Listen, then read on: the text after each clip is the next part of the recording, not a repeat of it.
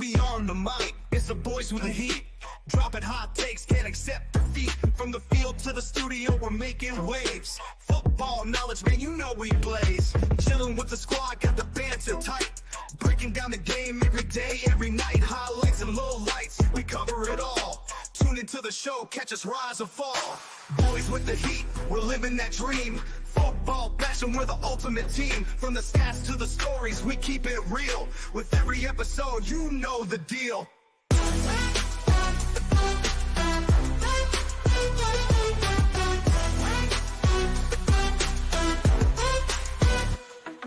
Fantasy hustle, we know who to pick. Trade talks and strategies, gotta be slick. Hot topics flowing, can't stop the grind. With every week's matchup, we're one of a kind. Got the fans vibing, can you feel the beat? Breaking down the game like it's pure elite. From the sidelines to the airways, we elevate. Catch the fire, we ignite, can't underestimate. Boys with the heat, we're living that dream. Football passion, we're the ultimate team. From the stats to the stories, we keep it. Welcome back, Charles. Welcome back, Paul. How goes As it? always, it's a pleasure. Hey there! Hey, friend. Wonderful little humans. Any of you listeners out there who happen to play the wonderful, wild world of Warcraft, enjoy the beginning of the 20th anniversary. Shout out Illidan. We love you guys. Hit us up. Guildless. Holler! What's up, guys? How's the weekend? How's sports? How'd everything go? Paul Outside got to of enjoy sports correctly. With Texas lost, however, comma, Yeah. we're still top 5. I'm okay with that. Yeah. It wasn't the worst game. It was a weird game, but it wasn't the worst game. The Bears had a bye week, so I had no stress on that end. Yeah. Fantasy football worked out in my favor this week. Praise the Lord. And yet again, Charles has the fantasy football gods on his side for yet another week. it's just magic. And I just don't understand what kind of chemistry he's working back there. But he needs to write a book. So I'll tell you what I do. Every morning, I wake up. And at this point, the year of our Lord 2024, Correct. I continue to piss straight fantasy football excellence. I have no explanation other Day in than and day out.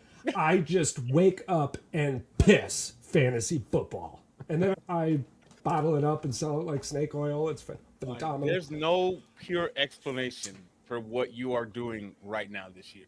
I went to bed with that, and I was losing by 19 points. Like, And Well, I there was mean, like the fourth I- quarter left of the game. I Freaking could Lamar have put a Jackson went mortgage off, so on yeah. my house that you were going to lose last night.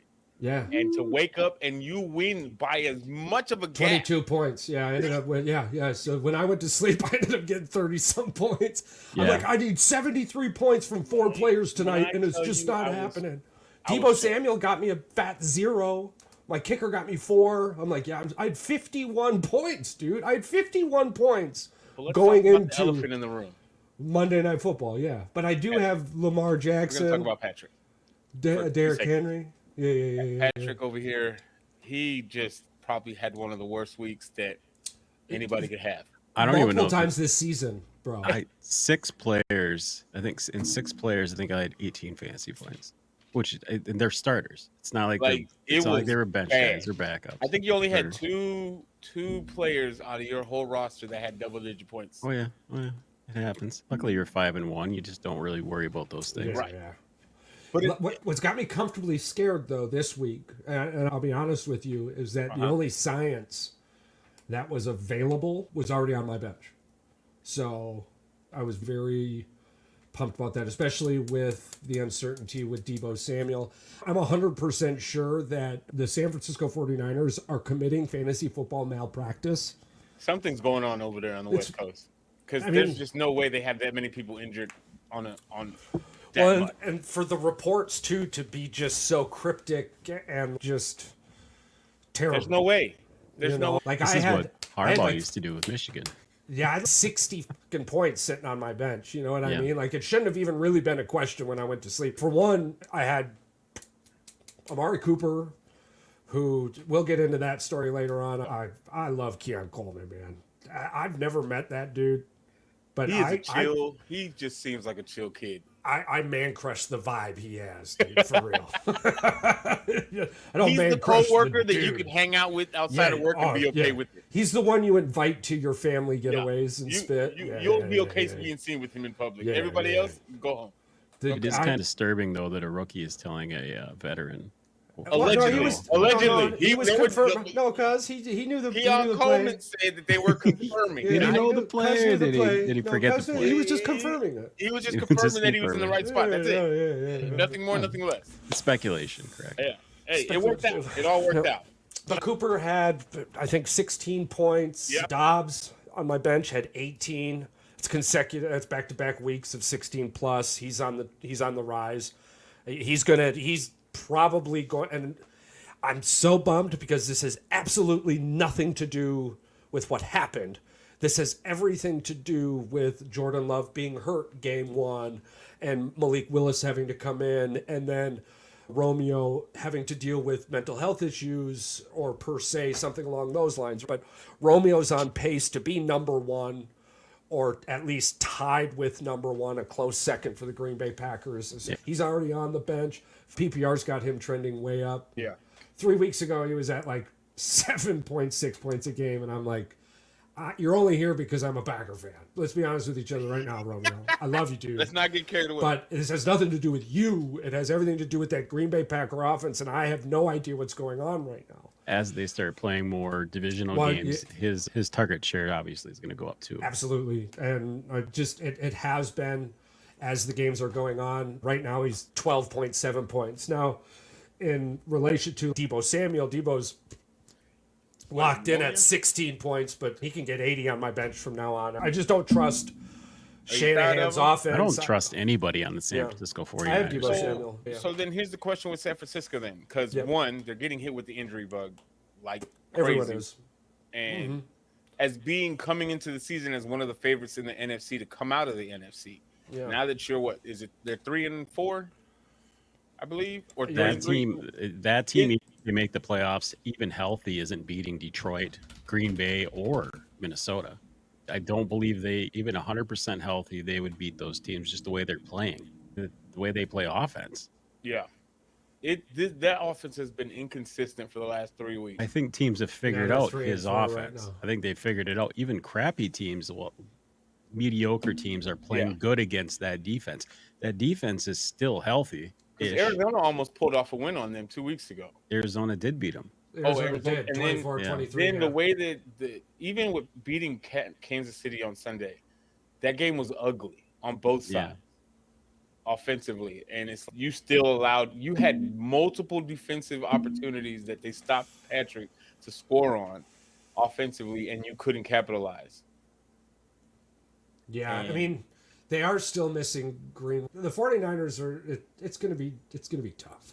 It's going to be tough because they're in a division that it doesn't scream, hey, you got to win 11 games to take me home tonight. No, you could possibly walk out with 9 wins and take the division. 10 wins could take that division out there. So I don't know. I think because of the divisional situation, it's nothing like the NFC North. It's all going to come down to if Seattle beats them head-to-head, they probably won't be able to win the division.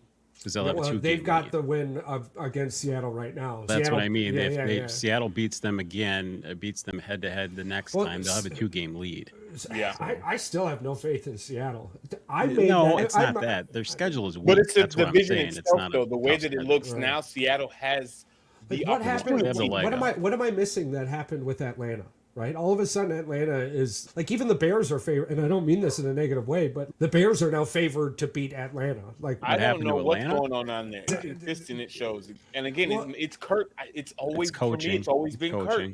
Well, they have pass rush. Offensively, they're doing fine.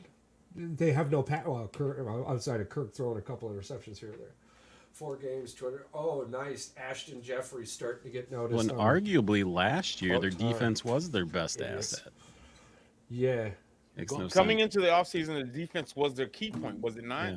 And their offense is what needed to get beefed up. And adding Kirk was supposed to balance the back and forth. They needed a pass rusher on that defense, but Matthew Judon was supposed to be that guy after they decided to get Big Penix Energy, who, by the way, might end up being Do you think he takes over before the be- season's over? No, oh God, no. I'm just saying. No, I don't see him playing for 3 years. But because of that, I would be willing to put money right now on Big Phoenix Energy being an MVP this decade, this stretch, With the setup that they're putting into him. Yeah, starting from where, because the only thing I've seen is a quarterback sit behind somebody and then be great. That's the only thing I know. I'm like, The only time it happens in the NFL. No, it's not. Kirk is great. Yeah, that's what I'm saying. Good Kirk's going to quarterback. be there for another 3 years. Right. Absolutely. So This has nothing to do with him. Like Oh, you no, said, Cousins with isn't the Atlanta, problem in Atlanta. No. It doesn't. No, fix it's the problem, defense. But it takes away. They have no pass rush. But I'm saying now that you have that future in your quarterback with Yeah, Kirk Cousins and is fourth CD in the sitting league in behind him, passing yards. That's He's one position you don't have to worry about for the next 3 years. Yeah.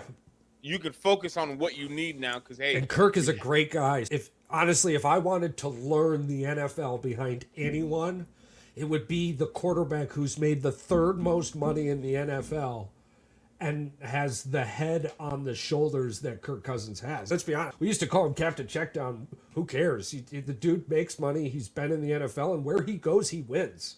right. The Commanders right now are doing things that hadn't been done since Kirk Cousins. It's like, let that sink in, right? Very true. Before Kirk Cousins in Minnesota, it was just death. And we all laughed, but hey, year after year, Minnesota, and we could say what we want, but They made the playoffs, they still and they made were the always in playoffs. conversation about playoff spot. Yeah. Think where Minnesota would be right now with Kirky. Probably around this, probably about in the same position. I think they beat Minnesota. Or I think they beat Detroit. I don't know. Detroit was very familiar with Kirk. It was a split. Here's my thing about that Detroit game, right? And somebody had posted something. I think Mike had posted something. But anyways, Jared Goff is really good in the pocket. Right. And Minnesota did the one thing Tampa but Bay didn't Detroit do. has the best offensive line in the NFL. It's easier to say that than it is for it to actually happen. But I'm not saying that this just because it didn't happen. It already happened this year. Tampa Bay showed you what to do. You have to push Jared Goff out of the pocket, and everything changes. Minnesota did not push Jared out of the pocket. Minnesota blitzed from the edges for some god-awful reason. And my thought process with this, and hear me out, is that the NFL is chess. And Minnesota went, we are going to meet you again, and the next time we meet you, we have to beat you. Why would I show you how I'm going to beat you then? Now. I don't know. The Tampa Bay Buccaneers showed you what to do. The moment they pushed Jared Goff out of that pocket, he was terrible. It was his worst game this season. And it was also the game they lost. You don't think Brian Flores didn't know that? So why did Why Brian not Flores... capitalize? It's Why- just one game though. If they were, And I if hear it you, but happened it's the division multiple game, so times at this this season, point- I would be like, oh, they've got a MO on I how to can't beat give them. you... Yeah, I But can't being give you that the it's a blueprint division that game, early. you can't risk Yeah, that kind not of yet, I information guess. and not use it to your ability. Because again, let's At say 5-0, Minnesota wins you this might be game, in a right? different boat. Let's say Minnesota wins yesterday. And arguably, they could have. Detroit could have could They won. very well They could. could have They won very on well Sunday. should I have. mean, it was yeah. a very close But game. let's say they would have won on Sunday. Yeah. One, now you have the tiebreaker over them already. And if it comes down to a tiebreaker coming down to the end of the season, you have that. Now Detroit holds that tiebreaker card over Minnesota now. If it comes down to if they have the same record, now they get the division over Minnesota if that was the case. If it came down to Detroit, Minnesota ending the season in the same schedule. Right, and the only You two gave Detroit the tiebreaker. right, for and the end of only other season. team that's played each other is Green Bay and Minnesota. The Bears have yet to play a divisional Yeah, but if- opponent. So But at the end of the season, if Minnesota beats Detroit, then what then? Then it goes Again, to well, division Because round. nothing about this last game, to me, screams there's no way Minnesota is going to go into Detroit and win. oh, I don't think any of these four teams couldn't beat each other. That's what I'm saying. So what does it matter that they won right now? Why No, would I it give you doesn't. the No, right now it means nothing. It's just a mute. Why would point, I give you guess. the blueprint of how I'm going to beat you when it matters? Yeah, when they do it, yeah, then they will show it just- everybody. We're hoping that Right, they because hoping so, too, we're yeah. assuming Brian Flores is smarter than this, right? Like all you have to do is watch the Tampa Bay game. Yeah. And not only that, but you just historically look. You get Jared Goff out of the pocket under pressure. He's terrible. You allow him to be in the pocket, calm and collected, he's going to tear you apart. Because he has all the time in the world. Jared Goff has done that his entire career. What he's doing right now, while magical, yes, and if it continues, should be the MVP of the league, no questions asked. I just don't think it's going to last because this is the same thing with the Rams. And then magically, that blitz came from the inside hard, pushed everything out of the pocket, and Yeah, but if Detroit's offensive line stays healthy, they're going to do everything they can to keep a clean pocket and keep it's him the healthy. same offensive line in that Tampa Bay game. What's different from the Tampa Bay game Tampa now? Bay didn't destroy them. You act like they blew them out. They won by 4 points. By the way, if Detroit hadn't screwed up, they would have won the game because they were going in for a touchdown at the end of the game. It was a close game. It was not like they gave him a real blueprint to beat him. I get what you're saying. They figured out how to get to him. Yeah. But he still threw for 307 yards. It's not like he threw a couple of mistakes, threw 2 picks. Outside of that, I guess it happens. But as of right now, until Green Bay and Detroit play, or Detroit plays Chicago, 2 good defenses outside of Minnesota's defense, I want to see how they react before I guess I pass my judgment. But I do agree they gave the blueprint of how to get to him, how to get pressure on him, how to get him rattled. I'm not giving the Lions the benefit of the doubt. But as of right now, I don't see any team not being able to beat Detroit. I agree with you on that point. I don't see Every team is beatable. Oh yeah, every team in this 100%. division I feel could beat anybody on any given day. It just depends on. Yeah, I don't think any team's going to walk away with both victories, if we're being honest. No, but it's again, I also when I have watch not the watched Ravens Detroit play, enough when I yet. watch people are talking about the Lions and the Ravens in the same conversation, and that's just weird to me. The Ravens got 2 losses. Could have had 3 if they wouldn't have gotten a lucky break there versus the Washington where they fumbled the football. They were going to tie the game at the end of the game. It's weird to me. Okay, who's your best team in the NFL? Who's the best team in the NFL right now? Kansas City. I don't know if I can lean on that. Because they're why? 6-0. I Yeah. mean, everything you just said about the Ravens could be said equally about Kansas City. Literally got word 2 for losses, word, except they lost minus the Ravens and the loss part. Twice. They lost twice. They didn't just lose once. They lost twice. The losses part. Yeah, they Yeah. should have lost to the Ravens. They should have lost to the Ravens game 1. They should have lost to Kansas City. The refs are helping them in the Charles, 2 games after that. this comes down to that thing that we had in the playoffs. I don't like Kansas City, but I can't bet against them. You are absolutely correct. I'm not betting that's the against them. problem. Honestly, who do I think is the best team in the NFL right now? That was the question, yes. It's the team that's playing the best in the NFL right now, without a doubt, is probably Baltimore Ravens. But the best team in the NFL right now is, until somebody beats them, Kansas City. that's valid. Until they lose a football game. I hate to say it. I absolutely hate it, but Yeah. I think Baltimore is the best team, but like Patrick says, I hate to say it. Kansas City seems like the better team just because, again, nobody's beat them. Even when they've had ample opportunity, they shouldn't be undefeated. In theory, if you look at the games and how they've been played, Kansas City should have at least 2 to 3 losses right now. Yeah. To Patrick's point, though, they're undefeated. And they continue to win. they're the reigning champs and they're undefeated. I'm like, It sucks. It absolutely sucks. Yeah. I think they're the first team since the 49ers to win 6 or 7 in a row after winning a Super Bowl. They're doing magical things. I definitely understand. And unfortunately, this is their schedule for the next 4 weeks. Raiders, Buccaneers, Broncos, Bills. somebody just said Mahomes is better than Tom Brady all time right now. Mahomes is better than Tom Brady. No. Interesting. I can't give that belt just yet. It's such a hard conversation to have. It's like the MJ and LeBron conversation. As the years go on, the LeBron side gets louder, not because LeBron is better, Because he keeps playing. but the people who have seen Michael are less, and the people who have seen LeBron continue to be more, right? So it's the same thing with this Tom Brady, and you also have the Swiftie effect. You have way more eyeballs early on Patrick Mahomes because of a piece on the chessboard than Tom Brady said at his career. So it's totally understandable how somebody could say something so ridiculous. But that streak with the Patriots and Tom Brady, Nobody's ever going to go. I mean, it's yeah, 3 and 4 years, right? Yeah. What Kansas City's doing right now is close, right? And it's not that it's impossible or not that it won't really happen. Arguably, well, it's not like Brady. We're all assuming the path is conspiracy is theories that. Either. Yeah, the butt fumble.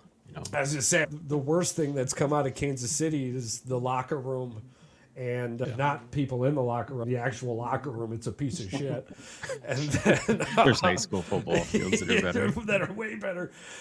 Nina's probably nice here. They just got like a $10 million facility or some shit, something like that. But anyways, that and somebody puts ketchup on macaroni, right? There's your Kansas City stories. You do have somebody's brother and then somebody's dad, right? But it has nothing to do with the football field. So, yeah, this dude, he's on his way, man. Maybe autocorrect hit that person. Can I say something that Pat McAfee brought up? Jalen Watson, the Chiefs DB, broke his fibula. So he's going to be back at the end of the season. And meanwhile, Aiden Hutchinson did the exact same thing, and he won't be back this year. So the math isn't mathing with me. Run that back? So the same injury that Aiden Hutchinson had, probably not to the extreme, but they both say broken. Right. They both say broke. Same area, same everything. Whatever. Exactly the same thing. Jalen is going to be back at the end of the season. Now, that could just be them saying that. Maybe it's not as severe as a fracture, I guess? I don't know. It says broke. Like, broke is, to me, broke is broke, correct? It snapped. That means it has to snap. That's why I believe that Aiden's obviously has something way worse going on. He has to have some kind of ligament damage or something. But it was weird to me that even Pat brought it up. He said this, he was like rolling his eyes, looking around. Wait, some other dude just did this. There's no way he's coming back.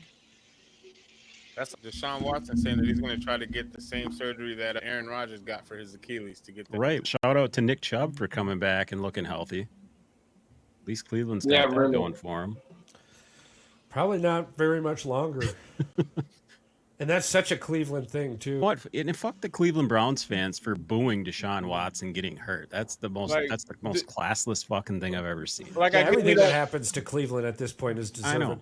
And this is the thing. I get we may not like him as a human being. I get that. I understand that 1,000%. At the end of the day, though, this man, his Achilles popped out of his ankle, but to boo him or say you deserve it, that's a little... To me, that's just my personal opinion. Not to you. I mean, to anybody who's a good person. Like, to anyone, not just to you. Just to anyone who's a good person, right? Like, you don't see somebody get hurt and you don't... But it's such a Cleveland thing. Yeah. It's a Cleveland Brown thing for sure. It's upsetting. We've probably seen the last little bit of Deshaun in Cleveland, at least. I can't imagine. Garrett's probably on the move. You think Garrett will probably be on the move. Chubb will probably be on the move. That's why I was laughing. We're only what, 15 days out from the deadline. You have to assume for a full fire sale for Cleveland.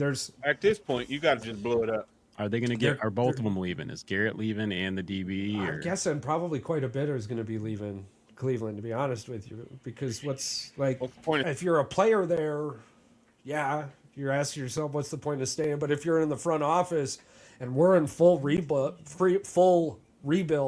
right? Why are we waiting to start building salary cap? I mean, that doesn't make sense. Why don't we start move the pieces now? Yeah, why don't we start building some draft capital? These pieces are at their prime. Their contracts are really friendly. I mean, we've discussed it a couple of times with the Garrett world. You're really not going to get more for these players this dude later. Is a potential Hall of Famer in the NFL. There's no reason a team that is fighting for a playoff spot or trying to win a Super Bowl and just needs a And Detroit don't Lions feed are it. dumb enough to give a first round pick for him. I can almost Cleveland I don't know, is man. the water right now. You don't think they would give a first for him? This might be no. He's it's not worth it. I would give him it's not I'd give dumb. a second and a third maybe, but Detroit Lions aren't that organization anymore. they're not the. Even Brad Holmes said it at kind of the beginning of the year, which was wild to hear. But he said, like, in moments, I'm paraphrasing, I don't remember specifically, but basically what he said was, don't be a prisoner of the moment. Recognize the future. And, like, right now would be a prisoner of the moment, right? Like, literally right now was the exact moment he was talking about earlier, and understanding that to trust the process and to trust who they have in-house. I mean, did the Lions miss him on the run? Absolutely. But they still, I think, collectively as a team had 5 or 6 sacks. I think It's the run that they miss him the most on, not so Absolutely. much the pass rush. They still have pass Absolutely. rushers. So I think defensively, scheme wise, they can build around that for the playoffs. They can figure it out. I just don't think it would be worth it for Detroit to mortgage the future. They had all those stupid Lions fans thinking that Crosby was actually coming there. Yeah, and I two still is think that's the option. well, It's not happening. No, and- Max Crosby's not leaving. no, and two, They won't let him leave either. The other thing too is like the Lions don't, and here's the scary part for everyone else. And this is what the fans should listen to Brad about, is that he's not trying to win a Super Bowl. Let's let this sink in. Brad Holmes is not trying to win a Super Bowl. He's trying to win 5, 6, 12, 15, 3. It doesn't matter. Multiple Super Bowls. You are not going to win multiple Super Bowls selling the mortgage on a chance for some greener grass on the outside. We've they seen better this go from get Dak then. You better trade Goff for Dak because that guy promised Dak was going to win 5 straight Super Bowls. 4, 5, 6, 7. 4, 5. But do you see what I'm saying? Like, when did Green Bay ever mortgage the future for Aaron Rodgers or Brett Favre? When has Kansas City mortgaged the future for Patrick Mahomes? Currently, they're winning right now, and everyone and their brother scream. Even we have on this show, but talking out loud now in this moment, why am I going to go get Tyreek Hill? We just They beat the don't. San Francisco 49ers 28-18, and Patrick Mahomes had probably one of the worst games of his fucking career. They just wait for teams that no passing touchdowns. Why? they wait for teams to get desperate at the end of the season, and they'll pick up a veteran on league minimum, and he'll be the MVP. And of the Kansas freaking City's Super good Bowl. for picking up scraps. They've He's got doing probably the just best fine. defensive coordinator in the game right now, with Spagnolia there, and head coach as well. You've probably got Andy Reid, who at this Special teams is point, fantastic. I'm going to be firmly on the side of Andy Reid as a top 3, and I won't argue against you telling me he's probably the number 1 coach of my lifetime. Yeah, 36 years. It's ridiculous. The only thing I wish would have happened for him is I wish he would have got over that hump in Philadelphia. yeah. I think Well, that he would have should've- he solidified. should've I think got that over would the have hump in like Philly, but- solidified it. But having him on a Mount Rushmore of head coaches, I wouldn't argue that. Not At one this point, if fucking he's time. not on anybody's Mount Rushmore, as They a don't head know. You're coach, wrong. You don't know what you're looking at. You're not watching the same game we've been watching for the last 30 years. And let's just be honest, there's a lot of space on Mount Rushmore for more. All right, everyone's got this 4. You could fit at least 6 more heads on that motherfucker, and then wrap around the other side. He just has to be up there. plenty of space up there. Because what he led Philly to 4 straight NFC title games? Yep. Something like that. Yeah. Yeah. And then he's doing the exact same thing in Kansas City, just with Super Bowls at the With end. Super Bowls at the end of it. Yeah. But still, to say that No, you're I mean, able to lead it's- your teams to the that speaks for yourself as a coach. Yeah. That you know how to manage players and hire people, and his coaching tree probably has to be. We'll have to dig into it this offseason. But it just goes to Patrick's point. How do you not put Kansas City as the best team, right? Like they have to. I don't want to. No, we It's can just- argue we can argue otherwise all we want. Yeah. Well, I mean, but Baltimore, it's 1 and 1A because arguably, like you said, Kansas City should have lost to Baltimore. Right. now, Wait, They should have lost to Cincy. now if the question was who do we think's going to win the Super Bowl, I'm not going to argue Kansas City. I just like the regular season Until they lose in the playoffs, at this Right. point, Kansas City is the favorite to win the Super Well, Bowl. even in fantasy rank right now, right? You like their offense consists of at least 4 top 5, top 10. Lamar's 1, Derrick Henry's 1. Yeah. I'm sure Zay Flowers is in the top 10. Yeah. Isaiah Likely was in the top 10. They put The up moment he yards? drops out of the top Yeah. 10, Andrews was going to go into the Yeah, top they 10. average like Andrews again. 500 yards of offense. Yeah, they better be in the top. They're just a really good regular season team. Yeah. But that's my fantasy team right now. That's Lamar has Lamar's- carried you. not just Lamar, dude. Lamar's ranked number 1. Henry's ranked number 1. Jamar Chase is ranked number 1. And everyone else up until today was ranked 10 or lower, right? At 9, 8, 7, 6, not 11, 12, 13. Now I have to say 12 because Romeo Dobbs' position rank right now is currently 12. I anticipate him being in the top 10. It's just how it ended up going. I'm not fucking science. I don't know. I keep saying science, but let's just be honest. I picked at the time who had the most potential target shares. I love target shares, man. As I talk about it often, and I don't care what your name is. I don't care where you play or it's how many targets do you get a game. And if you live in that 8 to 19 range, I'd take you every time.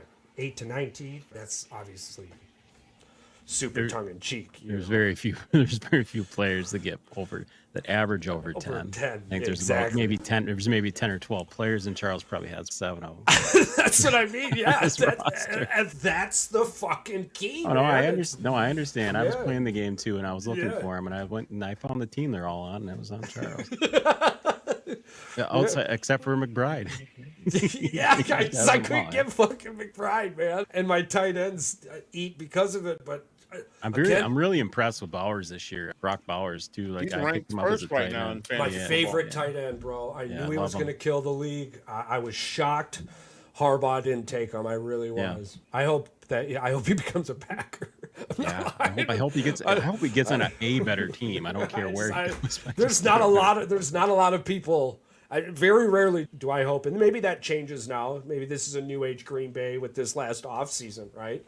Because I never would have imagined like Xavier McKinney or Josh Jacobs coming to the Packers. But now I'm like, dude, I'll fucking shop the Raiders roster all day long, bro. Give me Bowers. Can you imagine Bowers and Crosby linking back up with Jacobs? They were all like outside of Bowers, like Crosby and Jacobs were it before Adams. Didn't Crosby play at Central Michigan? Yeah, Eastern Michigan. Yeah. yeah. He'd be coming home.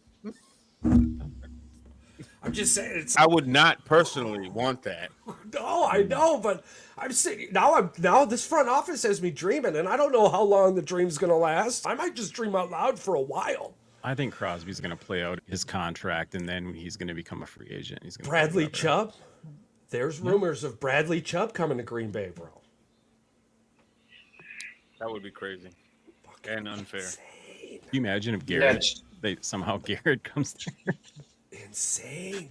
Oh, it'd be funny. Quay Walker and Chubb, and then you've got Cooper coming in as just All right, let's talk about NFL. Swiss Army knife. Holy spit, bro. Let's talk about this. Apparently, teams shopped around and called the Rams about Cooper Kupp, which is Yeah. mind-boggling to me that they would even take a phone call on this. They took them all, They took them all. Yeah, from my understanding. That's that's crazy. Him and Stafford. I could see Stafford going to Minnesota. Stafford's kind of at the end of his career. That's but, what I mean. It would be perfect for McCarthy. Yeah. It would be. Tell me it wouldn't be perfect for McCarthy. I think what's it, Darnold or Well, the way Darnold's playing, you don't get rid of him. I don't know, bro. He's got an interception in every game since the Packer game. he's not playing great. He's playing not. No, good. he's playing like you guys all said he was. Charles, you're the way you put this in our heads that he was going to be this fantastic football player. I love you guys. And I'm sorry for 6 and weeks. I said a few weeks ago his For big 6 issue weeks. is accuracy. Virtual hug. We had to wait till Thanksgiving. All right, we're getting there. Thanksgiving's a month away. I mean, you bring in fucking Stafford. Now, Jay McCarthy, Stafford, they've got these weird Michigan roots for some reason together, right? Stafford knows the NFC North better than fucking anyone out there. The sad thing is, could you imagine how many deep balls Jefferson's going to get from Stafford? Can over you the middle. imagine? How much faster the ball is going to get there? Stafford starts his career basically with Johnson and ends his career with Jefferson? Are you Crazy. kidding me? 2 Hall of Famers. And don't tell me Minnesota wouldn't do this because they tried to sell the farm for Bryce Young. They tried to get 5 first-round draft picks for Bryce Young. I'm glad they didn't. I'm pretty sure they're happy they didn't pull that trigger. Dude, that guy's going to be in the CFL in about 2 years. That's where his career's heading. Apparently, I don't know if the source is. There's but suitors out there for the old little. the moment Bryce was benched, people were trying to trade for him. Yeah. That boy got a hot market on him. Yeah. Cheap How market, far that though. gets, I don't know. Yeah. I've got that blitz hockey on right now. It's cool. I like it when they do this. It's like 57 hockey games, and it's just they got the Red Wings in there. So there's at least 5 or 6 players that are on the chopping block that are on the market for free agency. Whether or not teams are actually going to be able to give up the capital for him is going to be the question. Oh, indubitably. Here's the thing. I give you a conditional second, a third, and a couple years. It has to be conditional if it's a second. It has to be protected. There's no ifs, ands, or buts around it because honestly, what player is worth a second? Even back in the day when players like Jerry Rice and all these guys were at their prime, they were only getting 3rd, 4th round picks for these guys at the end of their career. Green Bay loves their second round pick, so we wouldn't be giving up any second round pick for anyone. So unless you can trade second round picks with them. Maybe you get their 26 pick and you give them your 25. I don't know. So draft capital, we did call it too. Amari Cooper had the bigger impact immediately over Devontae Adams. I believe Devontae was targeted 9 times. Red Wings goal.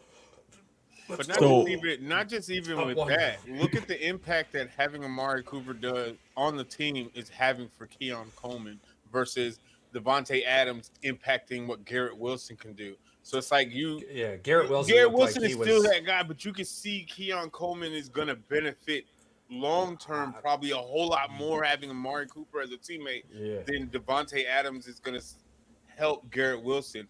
And again, they're not making the playoffs the way they played Sunday. They're 2-4 now, 2-5. The Jets were not making the playoffs before. The Bills are 5-2. Yeah, and the Bills got way better. Did you see the one stat that they had lost because they played the early game? See, he went from 1 2-5 team to another 2-5 team. And lost to the same team. It lost twice. Yeah. Like, how do you lose to the same team twice in less than 2 weeks? Why would you pick the Jets? Why? Single-handedly the dumbest decision he's made in his career. Outside of going to the Raiders. I guarantee you, they're the only team that would meet his price. Oh, probably. I would have just waited it out and made the Raiders suffer. No, at the end of the year, he's a free agent. Nothing was done. He was just traded to the Jets. And he's not re-signing with the Jets. There's no way. There's not. Especially if they don't make the playoffs. There's no way the Jets are going to be like. Oh my God! And Jets fans are going through it. That video y'all sent about he gave us hope. It was so much better without hope. Yeah, I sent that one. I felt every second of that. I wrote like a 500-word essay once and almost put it on the internet because I was so mad. I came home from dropping off Olivia at school. And that was the first video that popped up on my TikTok when I laid on the couch. And I think I watched it like 2 or 3 times before I sent it to you guys. Because I'm just sitting there like, dumbasses. No, did you see the one where Aaron Rodgers was golfing and the Jets fan comes up to him? Hey, Aaron, can you just win us one? Can you just win us one? I just want a Super Bowl. You're going to have to buy another one. We want to talk about the San Francisco 49ers need to be investigated. Oh. Aaron Rodgers literally fleeced the Jets. The NFL I told you he's was catfished born. the shit out of him. Yeah, the NFL God was born when the Jets bought their Super Bowl. Like literally, the creation of the NFL God was created from the Big Bang that was the Jets buying their Super Bowl. So you're saying it's like karma? I don't. This is the price that we're paying as Michigan fans for winning a national championship. Karma. There's no way on this earth that the Jets will earn that trophy by themselves. That game was trash. God no. They went up against a team that was a million times better. in And every what have sense they of the done word. They since were they won that averaging Super wins Bowl? by 30 points. I think the Jets that year, I think they averaged 13 points a game. That's only because old boy was ham bone, probably. at It was halftime. the most disgusting thing, anyway, even to this day. And I stand to it because of that moment. The Jets will never win another Super Bowl. Because you can't tell me them Rex Ryan teams didn't at least deserve to make Two it to the AFC Super Bowl. title games. They were very good teams. With the rookie yeah. quarterback. With some of the best defense, exactly how it was built, everything you were defense supposed to wins do. championships. And that was the perfect build that he had and couldn't get past nothing. Money was in the defense and playmakers, no money on the quarterback. You Let had me a get great this coaching straight, though. I'm telling you. So the football gods came down on Rex Ryan for rubbing feet. So they said no Super Bowl for you. It doesn't matter Karma. who was in the it doesn't, Rex Ryan is what Rex Ryan is. No. I'm just saying it was his team, and he went to the playoffs. I'm just saying karma came down and crashed down on the old foot pictures. You thought you had something. You Yeah, thought you it had was. It was something. honestly, if that entire team Yeah. was named something else, they would have made it to the Super Bowl and won. I believe that with Well, everything if they were like inside the of me. Jays. If they were Anywhere the but Miami Detroit. Dolphins, hell, even if they were, who hasn't won one yet? The Detroit Lions The Minnesota Vikings. or the Minnesota Jacksonville Vikings, Jaguars. the Bills. The Titans. The Ooh, Bills the won Bills. one? The Titans? The Bills? What is are it? It's like Bills the are Arizona Cardinals. Did the Cardinals win one? The Cardinals have never. They went Cardinals. with Kurt Yeah. Warner and lost to Curdy the boy. Steelers. Yeah. So it's It's just a terrible thing. I'm kind of enjoying every terrible. bit of it, though. I really am. I did not realize how much better Mondays get when the New Jersey Packers lose. Especially on that was prime time. trending. That was trending, by the way. The New Was Jersey it? That's so awesome. The guy I work with, Dan, he's like, did Charles say the New Jersey Packers? I said, yes, he did. That's so I think it's awesome. sweeter when they lose on prime time. Oh, that was even better. Everyone knew they shouldn't have been there. What was the point of them being there? That Lions Minnesota game should have been prime time. Yeah. That was such a good game. Did you see, what is it? I think next Monday night's game? No. Giants and Steelers. Well, there's not much to do about a Couldn't Monday put night that game. one You on can't really ESPN flex. Plus Yeah, you can't really exclusive. flex it. Can we just not have a Monday night game and just have it be? And a then you got the Sunday night Cowboys game? and the Steelers. I think nostalgia is making that a interesting game, but it's like Where is it played? I think they're playing in Pittsburgh. Oh, so it Dallas might be a is good game. Dallas is absolutely desperate right now for a win, so I can see them sneaking one out. But the way Pittsburgh played last week, Yeah, I I don't don't know. know. I don't Dallas know. has 49ers. Hell, the way that they got mollywopped it's by Detroit. What is it? 49ers, Steelers, Houston, well, that's the thing. They don't want to repeat. the Eagles, and then something I can see the Cowboys losing their next four. Be really bad. At this I'm point, here just for play it. Jerry World's gonna explode. Yeah, it's not Mike's fault. No, it's not Mike. But he's gonna be fired. Jerry gone. has everything coming to him that is owed to him. Yeah. Go get on way that another he's been podcast building and this team. rip a podcast host again. See how that works out. Like, Yeah, you weirdo. jackass. Yeah. Man, I tell you. Again, I think the I'm NFC here East enjoying it. comes down to the Commanders and Eagles. It's funny. We all hate Dallas. It's Collectively. Dallas. One person more More than the rest. Yeah, one person more than the rest. Yeah. Absolutely. Kind of Paul stared right into the camera last week or a week before, and he goes, What did you tell Aaron Rodgers? Fuck you. Obviously, he doesn't chew Big Red. Detroit's No, still up 1-0. That's cool. Yeah, let's pull up some of these other games here. So we did have. Did you guys talk about the Saquon revenge game? No, not we're yet. waiting for you. That's Sir, all you. sir, he stated that it was not a revenge game. Oh, he didn't. He didn't Until have to he state walked it. in He and made it saw a people point. burning jerseys. Until he walked Yeah. in, the moment Like, he saw that is people just- burning jerseys. Before you go, Mike, I have a I question. get it. Just so you know, I get it. Why do we burn jerseys? Regardless, like even let's say hypothetically, Charles Yeah. or Patrick, you had a Aaron Rodgers jersey. Aaron I still Jones do. jersey. Say Aaron Jones. But I'm just saying, let's just say Aaron Rodgers. Let's say you Yeah. still had the 12, right? Yep, I do. Whether you like him or not, or you display it or not, are you ever gonna burn it? No, he didn't do his dirt. He just moved on. Donovan McNabb, would you burn his jersey? So fucking movie not. He won us a Super Bowl. Why would you burn a? It'd be like burning Brett I'm Favre. like, regardless of how you feel for the person, right? I still have 2 Justin Fields jerseys. One, they cost a lot of money. That's just number one. Yeah, that's a Number valid 2, point. he didn't do nothing to me, and me burning it does nothing because NFL got to my money. So, But again, I and get then it. what if one day I run into the kid and he's having this career, and I get him to sign this jersey? I'm like, I say I got a Justin Fields jersey signed by Justin Fields. Why would I want to get rid of that? You don't. No. That's the point. No, I understand both sides of the table. And the reason I understand it with the Giants is this isn't like Justin Fields going to the Steelers. For us, this is When Brett Favre went to if Minnesota. Harbaugh left Michigan and went to Ohio State, I'd break the signed copy I have behind me. I wouldn't even think about it. Yeah. No questions asked. That's different. Right. That's different. That's Okay, so this is Philadelphia and New York. They are that type of rival. So it wasn't that Saquon left. It was that you went to my Saquon bitter didn't go rival. anywhere else but Philadelphia. Where else but Philadelphia? And just by $1 million more. And it was, so. Hey, that's So on the I fans, though. I don't condone it, but because I'm a part of the Michigan-Ohio State blood rivalry, like I get it. Rodgers would never go to the Lions, or the jersey would be gone. Like, it doesn't matter where Rodgers went; he went anywhere but the Lions. Yeah.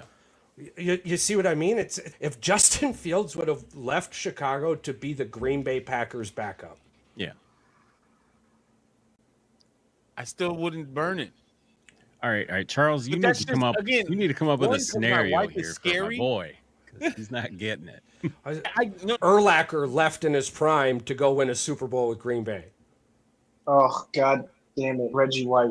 Yeah. this is You're getting okay. close. I understand the logic. I understand the You're not logic. let- I'm not disputing the logic. Yeah. It just in my point of view, Ditka, after he got fired for the Chicago Bears, goes to Green Bay, wins 2 Super Bowls. I can't. Even if Urlacher would have done that, or Briggs, or Cutler, or Brandon Marshall, whatever the case may have been, right? Yeah. I couldn't, by good conscience for me. And then secondly, because my wife bought both of those jerseys, there's no way in hell a coal is gonna touch them jerseys. Okay, so we do have to throw some context into this. You better. Because He's been losing for 20 some years. I don't think we can get him to be on this level because his wins have been so valuable. And I don't mean this in a terrible way, right? Like, you won a World Series with Chicago, right?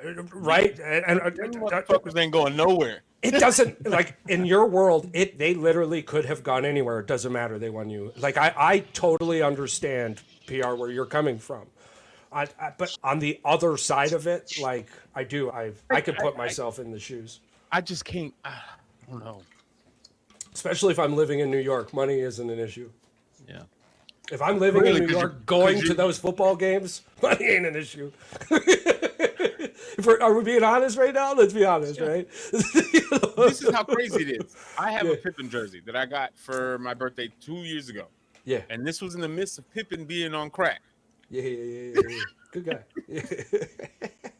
I will hang him on my wall, but what you will Whoa. never do. Oh, The jersey. okay. Holy I'm shit. I was down. like, wow, this got dark quick. What you will never see. You will never see him behind me. Yeah. Oh, what?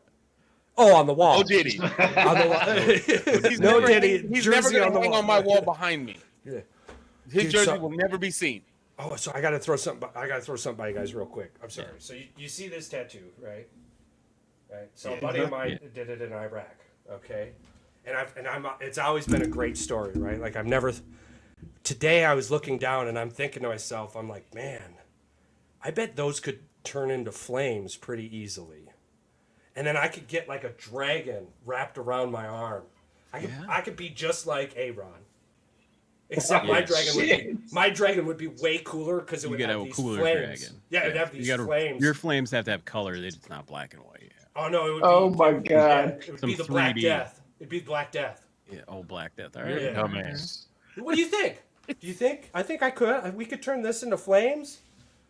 And maybe we talk to Zane about this because we'll be headed up. We'll be headed up north in the off season for an Incan talk. Yeah, an Incan talk. Little tattoo talk. Hopefully not a Detroit Lions Super Bowl tattoo though.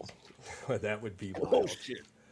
That's still out there, isn't it? We still have the Super Bowl. We have the Super Bowl belt. Again, I want to reiterate, it's just y'all two. Hey, Don't matter to me. I'd put that, but we already know doesn't where you're happen. putting yours at. Yours is no, going but on your little ankle where nobody here's can the see. thing. Charles and I made it, so next year you got to double down on yours. Next week. Next Next year. year. Next year I'll make the same. It's just a tattoo. Calm this shit down. Let's calm down. Tattoo, just a little tattoo. Can you imagine me having to take my shirt off and just a massive Lions tattoo? Oh my God. What? No, he's got to get the Detroit Lions logo. He's the would line be Right here over your one heart. pride right You got across to do it the on your nipples, yeah. heart, so that way they know it's close to you. I made the Heart. bet, and I'm Really willing to. pride. One I pride made right the here. for the listeners out there. I made the bet. I'm willing to get the tattoo, but if you're making me pay for it, it's going to be the size of the smiley face on my butt cheek. Yeah, I agree with that. Hey, if I'm paying for it, yeah, exactly. It's my bet. I make the price. If you want to crowdfund that a motherfucker, couple $100. yeah, if you want to crowdfunding. if you want to crowdfund that motherfucker, we will crowdfund the shit out of it, and then it'll get. And We can make it work. It is what it is. But Lions are. Well, I'm not worried about it. Not worried about that at all. In fact, I believe we've talked about it multiple times. Yeah. I forget immediately after every time until it's brought back up. That's how much I'm not worried about it. So, pulling up the NFL schedule for 2024. All right. All right. So we All had right. a couple All right. of games happen here. There's obviously something that we have to talk about here on the show. It is something that happened, and it really took all of us by surprise. Jaden Daniels is week to week. But He's not been waiting for, but all not season for the for reasons this. we all suspected. It's He's because been he got waiting smoked in the all ribs. season since the draft to say this. Yeah, but it's not those tiny little legs. Nah, it's not those it's a tiny rib. little It's a rib. legs. Week to week, man. Yeah, well, Week to week, man. you know why, right? Because they told him to wear a rib cage protector, and he said it restricted his throwing motion, so he didn't wear one. That's the only reason he's got bruised. ribs. Ask Charles if he cares. Only reason. So now there is day to day, right? Yeah. Then there's week to week, Yeah. and then there's the IR. Yeah. Correct. He's not going. So on a scale from 1 to 3, Dan Quinn's got him at a 2. Yeah, that's also. Yeah, let's talk about the San Francisco 49ers if we want to talk about week to week and ongoing on the IR. they're year to year. Yeah, They're exactly. committing fantasy football malpractice. We've already I talked agree. about. Now what we're talking about is Mr. Week to Week, level 2. Yeah. A level 2 right now. Well, I'm just the last I looked, Jaden Daniels has points projected for next week on the fantasy app, so I'm thinking he might. so does Debo Samuel, and that motherfucker's in the hospital right now. No, he does not. He's projected 16.6 points. He ain't thought- even been out of the motherfucking hospital I yet. swear Debo was out up Hell until no, I last literally night. just was read there's and no then with time. illness, and then he came in, time. played 3 plays, There's no and then he went straight to timetable the for bank. his return. No fucking time. timetable, bro. But Hey. he's got 16.6 points right now. TJ Hawkinson had points last week too, and then 12 Yeah, seconds I before the did see- game. I did see the TJ Hawkinson. They're like he's Nick not Chubb playing. had but points yeah, in here week you go. 6. Okay, Charles, they're doing hypothetical fantasy. I'm just saying, we discussed this. There are 3 levels. He is a Yeah. level 2 injury on our scale. That's what we call this. It's a week to So week if you're deal. the Commanders, how worried are you? You're not. All You're right, five. that's all You're that five. matters. You're 5. What? You're 5-1. 5-2. 5-2. Yeah, you're 5-2. First in the division. And this is why I really wanted to talk Well, let's about be the honest. Commanders. There's no reason. No, there is a significant reason.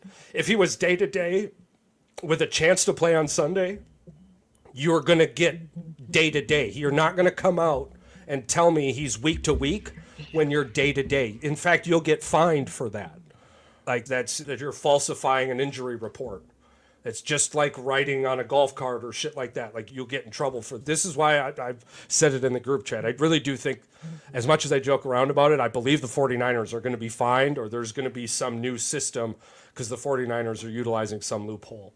blah, blah, blah. But besides the point, so something I really wanted to focus on with the Commanders here was Marcus Mariota.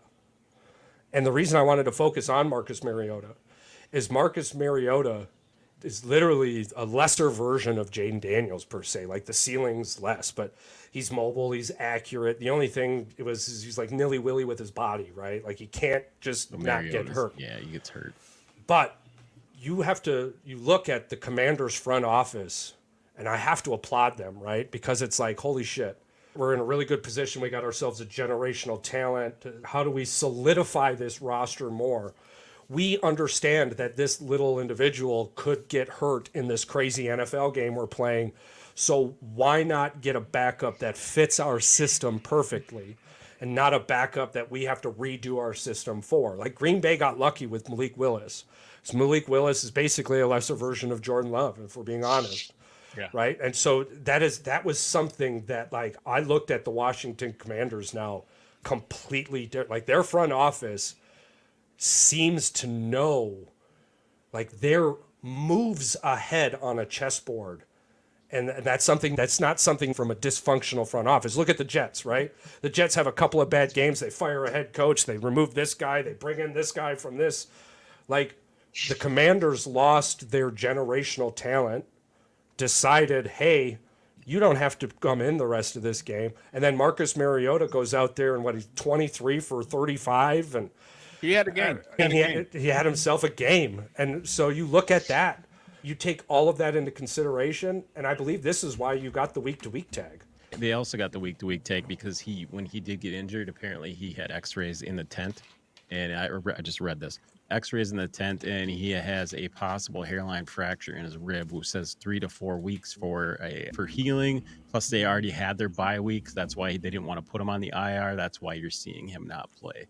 That's why he's week to week and not on the IR. So yes. So digging further into this, it all makes 100% sense what you're saying right now. So I do not expect to see him for the Bears game until he's healed. Yeah.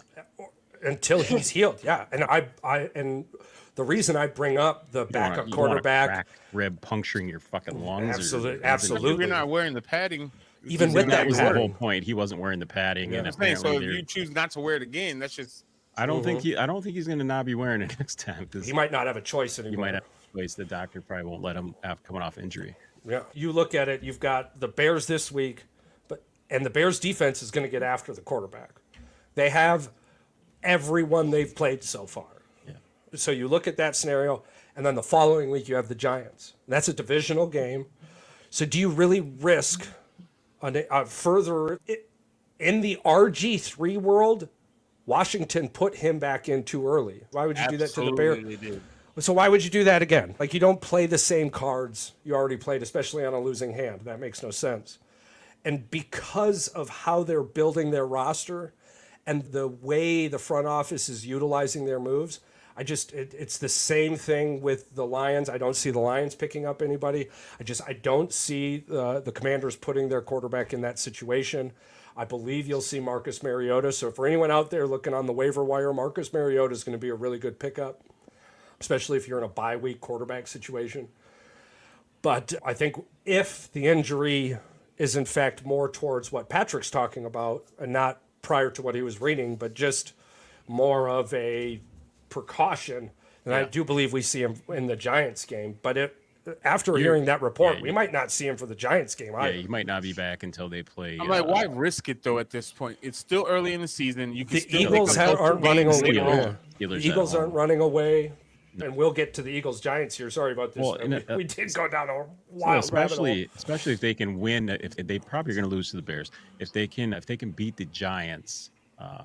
I think they could beat the Giants with Marcus. Yeah, that'll dictate him coming back. They'll be 6-3. They can make up any losses that they have with Marcus Mariota with a healthy Jaden Daniels coming back. Well, like Charles said, arguably is that offense is not any worse with Mariota at the helm. Like, it operated the same. Yeah.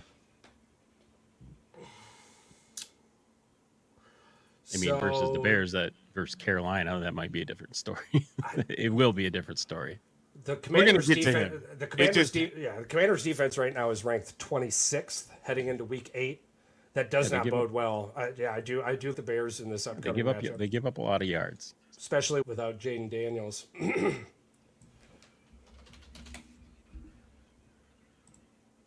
I'm not putting my eggs in the basket just yet.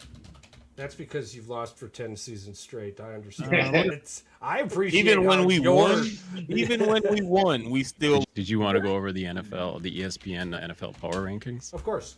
All right, the top 10. I'll give you guys the list of the top 10. What you reading it off of? It's ESPN. It's under NFL and then Power Rankings. So you got Kansas City, number 1, 6-0. Detroit, 5-1. But this is where it gets weird. Buffalo Bills, 5-2. Baltimore, 5-2. Number 4. They've got the Bills. ESPN. I don't know who wrote it. ESPN has the Bills over Baltimore.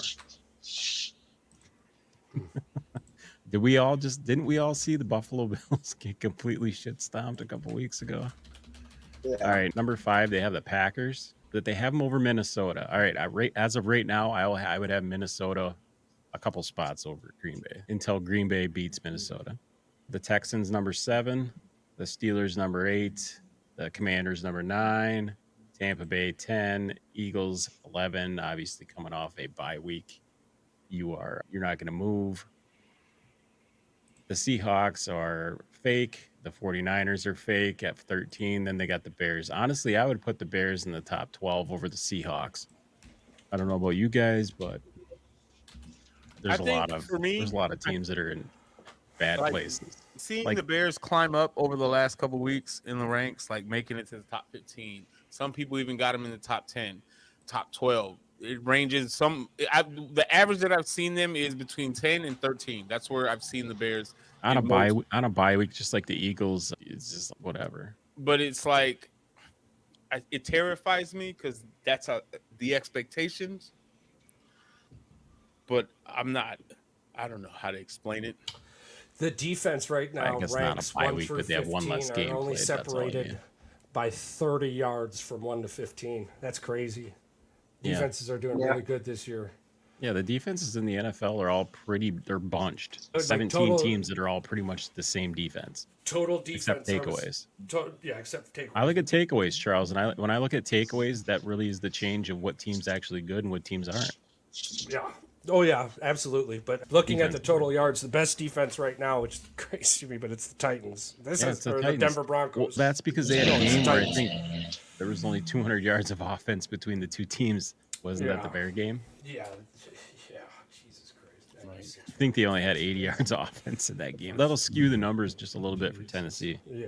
But you got Titans, Texans, Broncos, Dolphins, Bears, Jets, Chargers, Steelers, Eagles, Chiefs, Raiders, Giants, Browns, 49ers, Packers.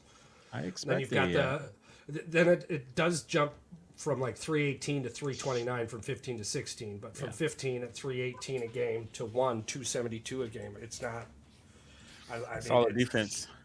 And it's an offensive league, so have we birthed into the era of the defense?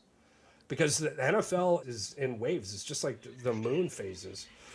But anywho, heading back to the rankings. Quick go over them one more time. Just shoot them out. Let's go 10 through 5 first. Let's pick those apart, Patrick. At 10, you got Tampa Bay 4-3. Mm-hmm. 9, Washington Commanders 5-2. Pittsburgh Steelers 5-2. Houston Texans 5-2. Minnesota Vikings 5-1. Green Bay 5-2. That is your 10 through 5. Okay. Honestly, like I said, I would, as of right now, I would flip flop Minnesota and Green Bay just because they beat them head to head. It took 3 interceptions and 2 fumbles for Minnesota to win by 2. So no, I don't. I understand putting them where they are. But it's still the NFC North. And the only teams that have beaten the shit out of each other so far in the NFC North have more or less been the NFC North. Yeah. I wouldn't disagree if when you read it, it said Green Bay, Minnesota. But I'm also having a really hard time disagreeing with it reading Minnesota, Green Bay. That's the only reason why I said as of right now, until they beat them, I would put them ahead of them. Now, did I hear Seattle in there? Yeah. Just wait Where? till the Seattle Seahawks. but they're outside the top 10. No, they're outside. I think they're 12. I think you had them 11th or 12th. 12. Okay, never mind then. I was about to get fucking angry. No, they're not in the top 10. No, Serious, man. It's Like, only I'm- because the AFC is such trash. this No, I year. did not. No, I did not say that the Seahawks will only win 3 more games this year. I said they'll be lucky to reach 3 more games. Oh no, we remember. But I do think that they ended up getting lucky. I think they'll end up with 4. I think they'll end up with 4 more wins. But they just got 1 of those 4. Yeah. With Atlanta. But when we pull up their schedule, All right, I guess I would switch Tampa Bay with the Washington Commanders probably. I think Washington eventually is going to come into a buzzsaw, and once they play the Eagles and the Cowboys, and it's just the division's going to get to them. Like I said, this was fun while it lasted. Like you already brought it up. Yeah, it was fun. It fun does to really watch, feel like but the NFL eased these rookies in. It Yeah. really does feel like they maybe looked at what happened to Bryce Young and went, we can't have this anymore. And I would put Pittsburgh above the Houston Texans right now. That Yes. defense is playing fantastic. Yeah. And then if this is the Russell Wilson you get, that's which, Russell by the Wilson way, we're going to get. Yeah. which by the way, many people need to start writing apology letters. Yeah, I was laughing when you posted that on my post. As soon as I made that post and I said, should the Steelers put in Fields and sit Russell? Everybody was yes. And then as soon as the game was over, here comes Charles. All of you on here need to apologize to Russell Wilson right now. You apologize to him in the 17 toilets in You his house. apologize. Jesse Jackson style, baby. Jesse Jackson style. I'm like, he looks great. He looked great in that offense. He ran one in. That is the right offense for him. I mean, George it Pickens fit. had some amazing catches, and Freiermuth had some amazing catches. I don't expect that all the time, but I expect a passing touchdown and a rushing touchdown from him every. I don't think that's unreasonable for the Steelers in that offense. So with that being said, does that speak to the kind of athlete that Russell Wilson is, or the kind of coach that Mike Tomlin is? For one, it 110% speaks to who Mike Tomlin is. Yeah. And I'm loving every minute of the fact that I said the Steelers were going to have a top 5 draft pick this year. Oh boy. That receipt's going to come back to haunt me. I think we all were down on him. I think we were all down on him, but I think one of us somebody might have had him making the playoffs. I can't remember. I don't know. I think it was Mike. It's Mike Tomlin, man. He's a fucking great coach. I think we picked him to win the division just because Darren Orlovsky was wrong too. I know I said the Browns weren't going to make the playoffs. I think it shows more that Russell is willing to make throws that Justin isn't willing to make or doesn't feel like he can make. Because some of those moon throws that Russell Wilson had, those lob passes, is like Justin wouldn't even attempt those passes. So I think it's Russell's athleticism, but you have to give a lot. It was genius by Mike Tomlin. Yeah. So there's 2 things. There's one thing I heard, and then this I just thought of. So with the Jets, I forget his name, but he said the Jets have a roster, they don't have a team. Cowherd. Charles said that. I heard it. I swear to God. I would love to take credit for that. But darn it, I just missed it because it was with the. I'll get it for you. I'll get it for you. Keep going. No, that's fine. But it was the Justin Fields and the Steelers. Oh yeah, yes. Would we agree that Justin was trying not to lose more than he was trying to win?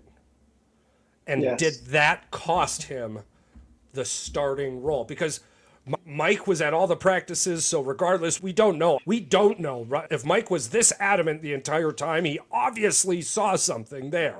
It was Damian Woody, Charles. Damian Woody said it. Thank you. But it feels like Justin has become more of a quarterback who's trying not to lose rather than trying to win. Now, do you think that has a factor with what we did to him in Chicago? Yes. I don't know. There's lots of mentality again, because again, absolutely. When you have a mentality of trying not to lose because nobody has faith in you to win, you're constantly playing not like you said, you're playing to not lose versus playing to win.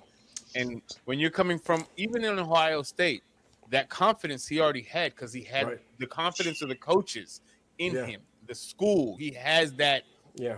backing And I mean, of a team, a student body, whatever the case is.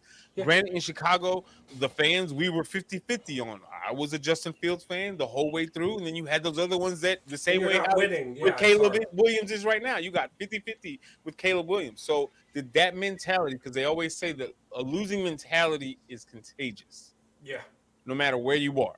So did Yeah. that mentality cross over to Pittsburgh? Yes, they were winning. They were doing the things. He was getting set up to be a successful quarterback in Pittsburgh. But was that still in the forefront of his mind? Like, I still got Russell Wilson breathing down behind my back. And as soon as he gets healthy, if I mess up just once, my spot's gone. I don't think, see, and again, I don't think he was worried about Russell Wilson. I just think he forgot how to play to win. So he needs to sit behind Russell for the rest of the year. And this just became one of the scariest fucking thoughts in the NFL, right? Because that Steelers defense is going to be really good. Like, even TJ Watt has a few years left of being on top of the world, which Right. means he has a handful of years left at being a great defensive player. So that defense really isn't going anywhere in Pittsburgh. So now you have a situation where you have Justin Fields can reset. And can you imagine? Look what Mike Tomlin was able to do with him in just those like six games or 5 games. 6 games. Now imagine if Justin has the ability, because I don't disagree with all the analysts. I think Justin Fields' ceiling is way higher than Russell Wilson's. Right. I just think I've always felt like the Bears broke Justin, and you don't normally have situations where you can be rebuilt, right? Like, it's like that egg that falls off the fucking wall. Yeah. Well, here's my next question then. Here's my next sir. question. Because Pittsburgh has probably the best scenario moving into next year with both of these guys. Yeah. One, Because you're going to restructure Wilson. You don't have to. Again, you can re-sign Wilson for another year for the cheapest contract you can find. Because again, Denver has still got to pay him next season. Yeah. And then they're definitely going to utilize that. And then with loophole. Justin Fields, you don't have to sign him to a mega contract because you already opted in for his last year. So you're paying him as big money already as it is. Next year, you can sign him to a Mitchell Trubisky contract for 2-3 years. And once Russell Wilson's contract fades away next year, I think we do see a situation where you have a quarterback battle going into next year, but but his mental will be a whole lot different next year than it was coming into this. I truly believe a year with Mike Tomlin and Justin Fields is the Pittsburgh That confidence Steelers is start. going to be through the roof. Justin Fields is the starter next year, right? Like, regardless of what Russell Wilson does. I'm not disagreeing with that or against it. I am rooting for Justin Fields. I want him to be successful in this league more than anybody. Yeah. I'm like, we did him dirty. At the end of the day, Chicago did him dirty. Yeah. I guess I just really don't want to talk about it. They're in the AFC. We'll meet them in the Super Bowl. I just don't want a rematch because I don't. Woo, man. But Justin Fields can technically be set up for success within the next couple of years. I don't even think it's technically, bro. I think Justin Fields is now set up for success in the next 10 years. And you have one of the greatest coaches in the league. And I think Tomlin's finally got his guy after Ben. I really do. I just think Tomlin needs a little bit of time, and Russell Wilson is going to give him that time. Everyone was talking about Mike's face at the beginning of the game, and he's upset because he needs to put Justin in. And I'm sitting here thinking to myself, honestly, I think Mike's upset because he can't give Justin time, and then that flipped. And that switched, and everything started to flow a little better. So Russell's basically playing as a bridge quarterback at this point right now for Pittsburgh. I think Russell Wilson is comfortably playing where he needs to play to end his career. Yeah, 100%. And he's still getting paid millions and millions of dollars. I think the Steelers are going to be just fine with Russell Wilson. Yeah. Even if you get 2/3 of the Russ we just saw, if you get 2/3, because manage the game. I'm critical of Russell Wilson, right? But I don't think Russell Wilson's a terrible quarterback. Even on this show, I've argued against you guys multiple times, bringing in statistics showing that with Sean Payton, Russell Wilson was actually the most improved quarterback in the entire NFL last year. He had the absolute largest QBR jump from Hackett to Payton, right? He was like 83 with Hackett, and he was 111 with Payton. It was crazy. And Tomlin is just as good, bare minimum just as good, I think better than Sean Payton. If we're going to get into an argument about it, I'm okay with that too. I think Mike Tomlin's a better coach than Peyton. So I see both of these quarterbacks flourishing, but the age and ability of Justin Fields overtaking the position next year at the earliest, the year after at the latest. And I think that's going to irk Chicago, especially if Caleb ends up being a good quarterback. Don't lump me in with some of these little psychopaths from Chicago. Mm-hmm. Me personally, if he can succeed in Pittsburgh, I'm not going to be upset at it. I'm not. I'm like, he's a good guy. He didn't do nothing to us, so there's no reason to hate on the kid. Yeah. And if anybody from Chicago finds a reason to hate on the kid because he didn't make it with us, you have nobody else to blame but ownership in the front office. Like, you're mad at the wrong person. There's no reason you should be mad at Justin Fields. Yeah. So, Eagles put a smackdown on the Giants, 28-3. Just a little bit. Mike, let us know how that went, what you saw, how you felt. I gotta take my hoodie off. So it went about how I expected. Saquon came in. It wasn't quite a revenge game, but he came in and he showed them why he's the all-time leading rusher in that stadium. And what I really dug was he was running with a purpose. There's on one of his first runs, and actually it wasn't even a run, it was a check down to Saquon. He runs 5 yards and just bulldozes, just truck sticks this guy. So he was playing with something a little bit extra, going back into Gillette or MetLife or whatever the fuck it's called. And New Jersey. Yeah, New Jersey. And I think Jalen is still starting slow. I think we also are missing Dallas Goedert. We're also missing Jordan Mailata, who is an all-pro left tackle. So were you we started slow. Because he didn't show up. We didn't need him. He played a decoy the entire game. But I think the biggest story in Philadelphia is actually 2 weeks in a row the defense hasn't allowed an offensive touchdown. Now, granted, yes, it's the Giants and the Browns. I get it. But to do that against any NFL team, Philly's the only one in the league who's done that back-to-back week. Our defense, our young boys, Quinyon and Cooper are playing fantastic. Nolan Smith got 2 sacks. Nakobe Dean got 2 sacks. Jalen Carter got 2 sacks. Jalix Hunt got a sack. And Bryce Huff got a sack. Like, we're against a depleted offensive line. It was a sack party. Yeah. And it reminded me of that 2022 defensive line that we had. Now that Vic Fangio's figured out that Bryce Huff plays from a 4-point stance and not up off the dirt. Yeah, I think there's a lot of great things to take away, but I think there's still the offense. There's so much room for improvement. Like 7 weeks in a row with no score in the first quarter. That's crazy. That's still year one with Kellen Moore. Yeah. I as frustrating as what you just talked about is, I think there's only one team in the NFL that has scored on like every first quarter. Consecutive back-to-back thing.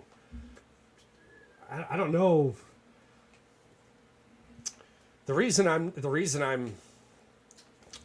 not as worried about it per se as you as a Philadelphia fan, and I might be able to ease your mind a little bit, is that before offensively, y'all were more exciting.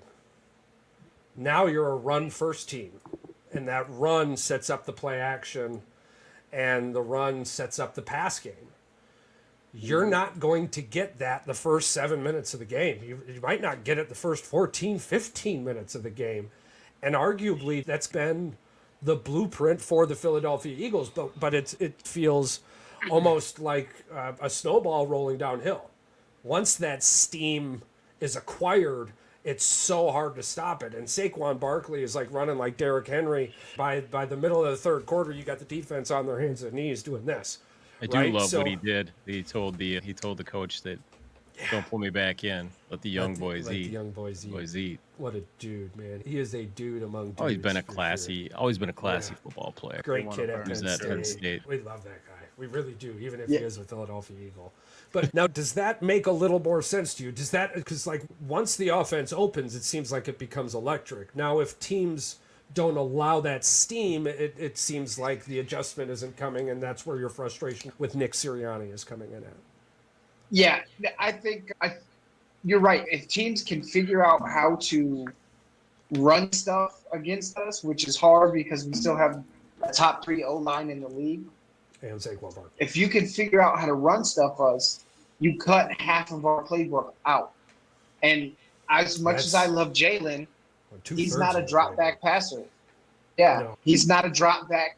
He can take hits in the pocket. We saw it on the 4th down play to AJ where he just placed a dot in Right. AJ's hands in stride. But the But only that's not reason his that game. play even is available is because of how successful your run is. The whole world Yep. thought you were running the ball, and the Giants sent the house, which left one-on-one coverage with A.J. Brown and Smith. Take your pick. It just happened to be Brown this time. Yeah. Yeah, that's I. So do we completely expect agree. to see a first quarter offense moving forward? I think With this context added to the plate now, would you be I upset? don't know. Yeah, I don't know that we're gonna that's how I see- feel. I don't know that we're going to see any more scoring in the first quarter. I think what's going to happen is, like you said, Saquon is the type of back that, like, he had 10.7 yards of carry last week against the Giants. Yeah. That's insane. It's insane. He only rushed 17 times and had 176 rushing yards. He had Yeah. more yards on the ground than the Giants had in total offense. Yeah. That's So bad. it's- That's bad. I don't think something else that I really enjoy about Kellen Moore too, now that we're talking about this with that context added, is unlike the Jets trying to force a 300-yard game out of Aaron Rodgers, Kellen Moore is just allowing the offense to do its thing, understanding that eventually we're going to score some fucking points in the first quarter. Saquon's going to get a breakaway.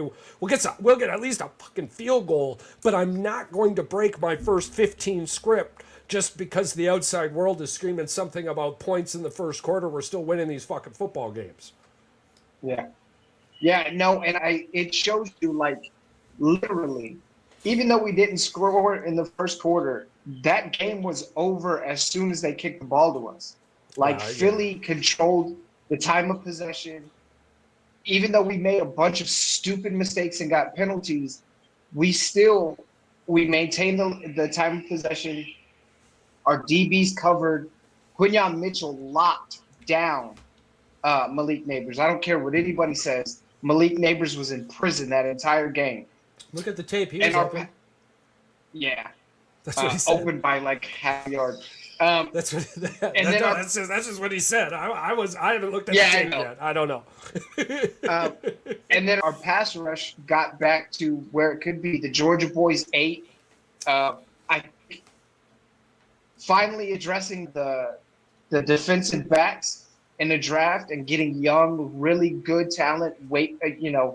Investing a first and second round pick in defensive backs is going to make all the difference in this team's defense. Like, Cooper DeJean had a 28-yard punt return. On top of that, he had 6 tackles, a tackle for loss, and a pass defense. Like, the kid is fantastic. And Quinyon Mitchell, for the year, I think his QBR allowed is like 49. He hasn't given up a touchdown in the entire year. So there's a lot to be really happy about with our defense, especially now that they're gelling with Vic Fangio and understanding. You got a test coming up. You realize that, right? Yeah. Oh, yeah. The Bengals are going to be a huge test. But defensively, not so much. Oh, yeah. But Absolutely. offensively- I mean, it's going to be Jamar Chase is by far the best receiver that Quinyon Mitchell will have faced if he's they don't he's put the number Slay one on. ranked wide receiver in the league right now. He's got number 1 yards. Yeah. I think he's top 3 or 5 in touchdowns, but he's the number 1 They position might in put- fantasy. They I might got hit put 10th, Slay. motherfuckers. That's funny. They might put Slay on him just because that's who our CB1 is. But I think even having Quinion on T. Higgins is a matchup that's going to be crazy. T. Higgins, So- they're going to eat. We'll leave that. We'll Where- leave that for future scores because I have a feeling somebody's going to get that game to pick. Yeah. I just Can't think be it's you. a We all great. know- Would you ever pick Yeah. against Philadelphia? If Munis I Mike, thought he's we not a were- real Philadelphia fan. if I thought we were gonna lose, I would tell you we were gonna lose. No, I tell you on the podcast, I'm not a super delusional fan. Do I think this team could go to the Super Bowl? Yeah, absolutely. But we have to get our head out of our asses.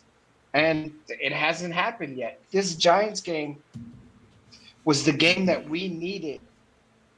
No turnovers again for Jalen Hurts. Now, granted, he only passed 14 times. But no turnovers again, which is what you want. 2 games back to back after going something like 8 games in a row with the turnover. And again, the defense. So I think there's bright things in the future for Philly. Oh, absolutely. After the Bengals, just example, you play the Jaguars and then at the Cowboys, which are literally the 2 worst teams in the league. Yeah, that should, even if you hiccup against Cincinnati, you bounce right back in the next 2. Yeah, and I think if there is a hiccup against Cincinnati, it would be more of a detailed hiccup on how that scenario goes, right? Is it just were you outplayed or were you outcoached? And that's what I think that's a conversation. But at this point, because of the circus that is the Jets, I think that saved Nick Sirianni's job this year. Unless y'all go on like a 10-game losing streak, right? Like he'll be fired at 7.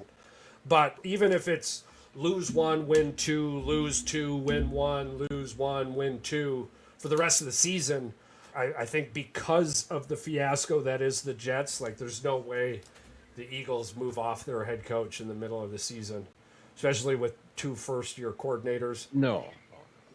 I think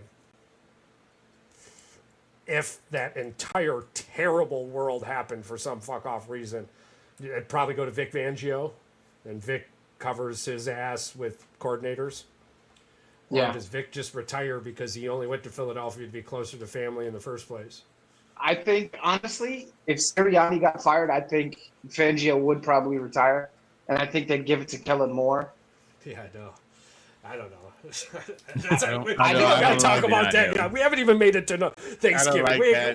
We ain't gotta talk about that yet. Yeah, but just to your point, I don't think they're firing Nick Sirianni this year either. I think there's been rough points, but I think there's been too many positives, especially for a guy who's taken you to the playoffs and a Super Bowl in every year that he's been the head coach. Yeah. No, I think the waves settle down in this Nick Sirianni realm. All right, let's see. Let's hit the Lions-Vikings game, and then we'll go over our scores. We'll do our pick'ems. We'll go from there. I already gave you guys a fantasy keeper this week, so you guys take that to the bank. If you don't remember, rewind. So, Lions-Vikings. It was a very good game. What a game. Do we feel like the Vikings lost more than the Lions won? Yes. I think the loss does more to Minnesota than the win does for Detroit. I think the NFC North is so strong, it's still too early to tell. You could be 100% right there, too. I can absolutely see that point of view. I feel like with our division as it stands right now, Yeah. I feel like we gotta wait till Thanksgiving. The Thanksgiving effect. I feel like I'm like it, just the way that the wins and the loss are set up right now, whether it's in division or not. I know that only you guys have played division games. We haven't played a division game yet. And our first division game is going to be in Thanksgiving. Really only the Vikings have, right? The Vikings have played the Packers and the Lions. That's right. it. So They're 1-1. but Should it's be, like should be 0-2, but I still don't. Yeah, the kicker. yeah. I think If we they had a both fucking kicker, played we'd win to that their goddamn strengths, game. but I still think the Lions are better than the Vikings. Yeah, I don't disagree with you there. Yeah. But I think the Vikings definitely lost. They had the opportunity to close this game out, and they definitely lost. Yeah, they lost it. The Lions didn't win. Yeah, the Vikings definitely absolutely. lost it. Yeah. What's that saying? They snatched defeat from the from the jaws of victory. Yeah. The only reason I like to focus on ugly wins so much is I used to be on the side of the ugly win. I really did. And I'll tell you a little story as a Packer fan. We made it all the way to the NFC Championship game on ugly wins. I believe it was the NFC Championship game, or a first round bye on ugly wins. I think it was a first round bye on ugly wins. And that was the year the New York fucking Giants came in and wrecked us in our own house. And it was like, we're the best team in the NFL, right? We're the best team in the NFC, but they were all ugly wins. Like, I'm talking skin of your teeth wins for the most part. And we got into the playoffs and got smacked. Right now, what I'm seeing, Jared Goff, like I said earlier in the show, arguably the way he's playing in these last 4 games against the quality of opponent, blah, blah, blah, don't care. The only quarterback who's mirrored these effects was Peyton Manning in one of his MVP seasons. There's no way I would argue or with or against you telling me right now that Jared Goff is on a projection to be an MVP. And something we even talked about early on the show, for the Lions to win a Super Bowl, Goff has to play like an MVP. So, I mean, that tattoo, blah, blah, blah, blah, blah. But every one of Detroit's wins have not been pretty. No. And That one. Except for the Dallas one. except for the Dallas one. That was pretty if you were not if you were in a Dallas. That game was amazing. I'm just really upset. It was the Lions who did it to them, because the Lions fans are in this weird transition where they've got love drunk on success and didn't realize that there are many boxes of wine. There wasn't just that one box of wine, right? Like we got different flavors. Yeah, you got lots of wine to drink. Just chill, right? Like, They chill haven't for a had to minute. witness success. They beginning taste of it last year, but this year it seems like it's gone to their fucking head. Yeah. I'm like, let them live in their moment. Yeah. Probably not going to happen again for a down to reality, though. It's going to happen soon. It's going. I'm very disappointed in Brian Flores. That's why I'm screaming to the rooftops. This was a chess move by the Vikings, and this wasn't a dumbass mistake. Because why would you do the same thing the other two teams just did to him? The other two teams got destroyed. Okay, doing the very same thing you just did, and you had opportunities to win that game, with the final opportunity to win that game. They're having fun. Detroit's having fun. I do. Yeah. At this point, I'm comfortable saying Green Bay is going to win the division. I don't think that I'm far-fetched in saying that. Schedule-wise, I think it's more in our favor outside of the Minnesota Vikings. But if I'm hearing trade rumors if I'm already hearing talk about potential Stafford to the Vikings, that means there's something going on in Minnesota that we're not seeing. But I think we're seeing it on game day. He's throwing it to the other team. You're not going to win when you throw it to the other team. That's year 2. Jordan Love's got to figure that out. I think we'll be, talk to me after Thanksgiving with this, though. But right now, my money's on Green Bay. I haven't seen anything from Minnesota or Detroit that screams, I'm taking this division. Not yet. Nope. We might not even see that until after Thanksgiving either. Well, we probably won't.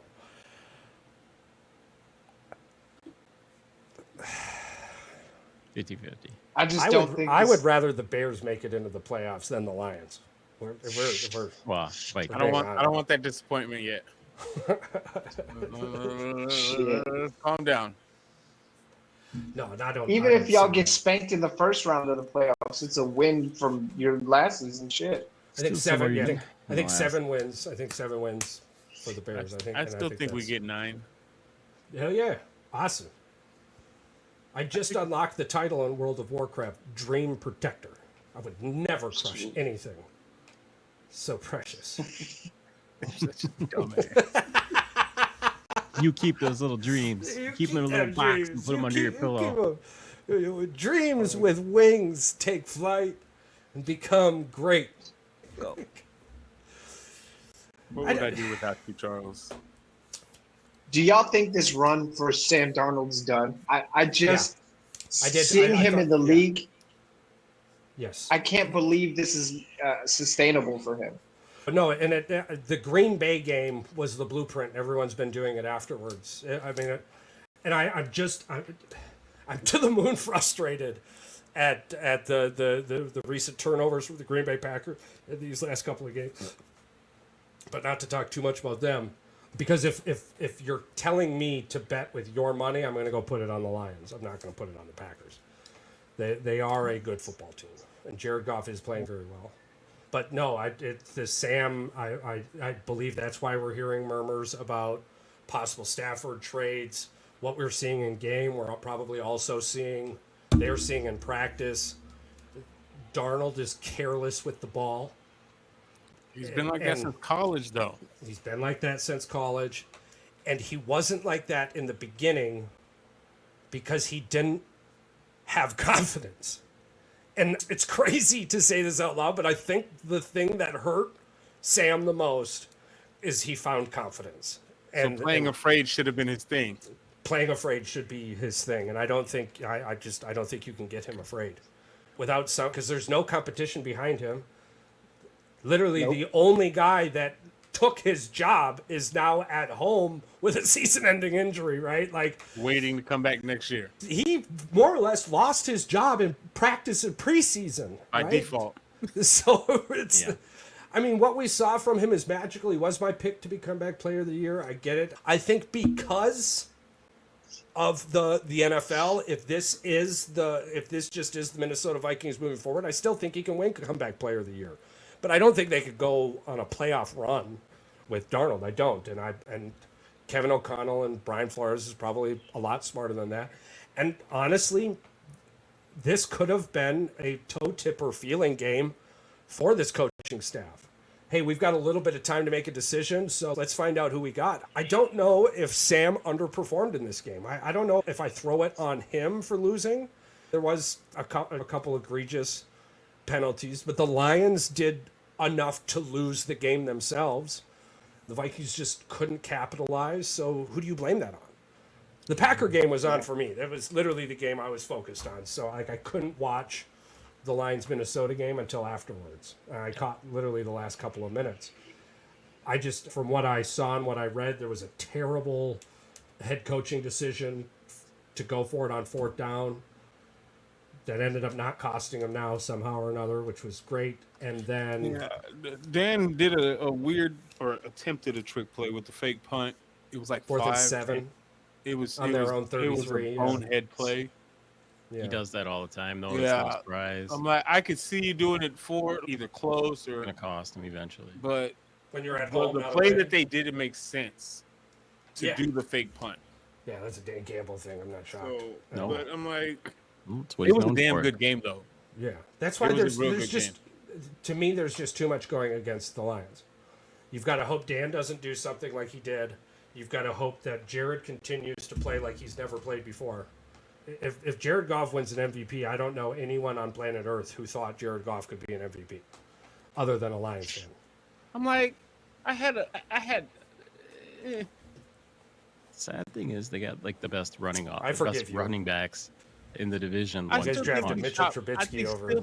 I still think Lamar he's Jackson. a top 10 quarterback, regardless of what the panel says. No, top 10. Yeah, I'm saying we left him off the list at the beginning of the season. Because nobody saw this coming. Whoa, that's what I was just saying. Thank you, Mike. That's what I was just saying. He was a top 15 quarterback. No, top 10. Okay, hold on now. Here we go. There is a multitude list of quarterbacks that had magically had one of the best seasons ever and then never came to it again. In fact, Magic Man for the Green Bay Packers, Mikowski. Who? The guy before Brett Favre. The guy who literally brought Green Bay back into the winning ways. Don Magic Man Mikowski. I'm just saying. After that injury, he was never the same. Hell, actually, I think it was just a couple of years ago or a handful of years ago when he finally got a surgery to take some of the pain. I digress. I'm just saying. Yeah, okay.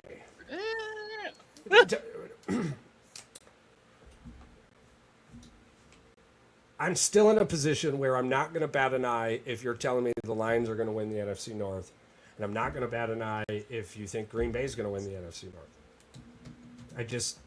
I know Minnesota and the Bears aren't going to win the NFC North.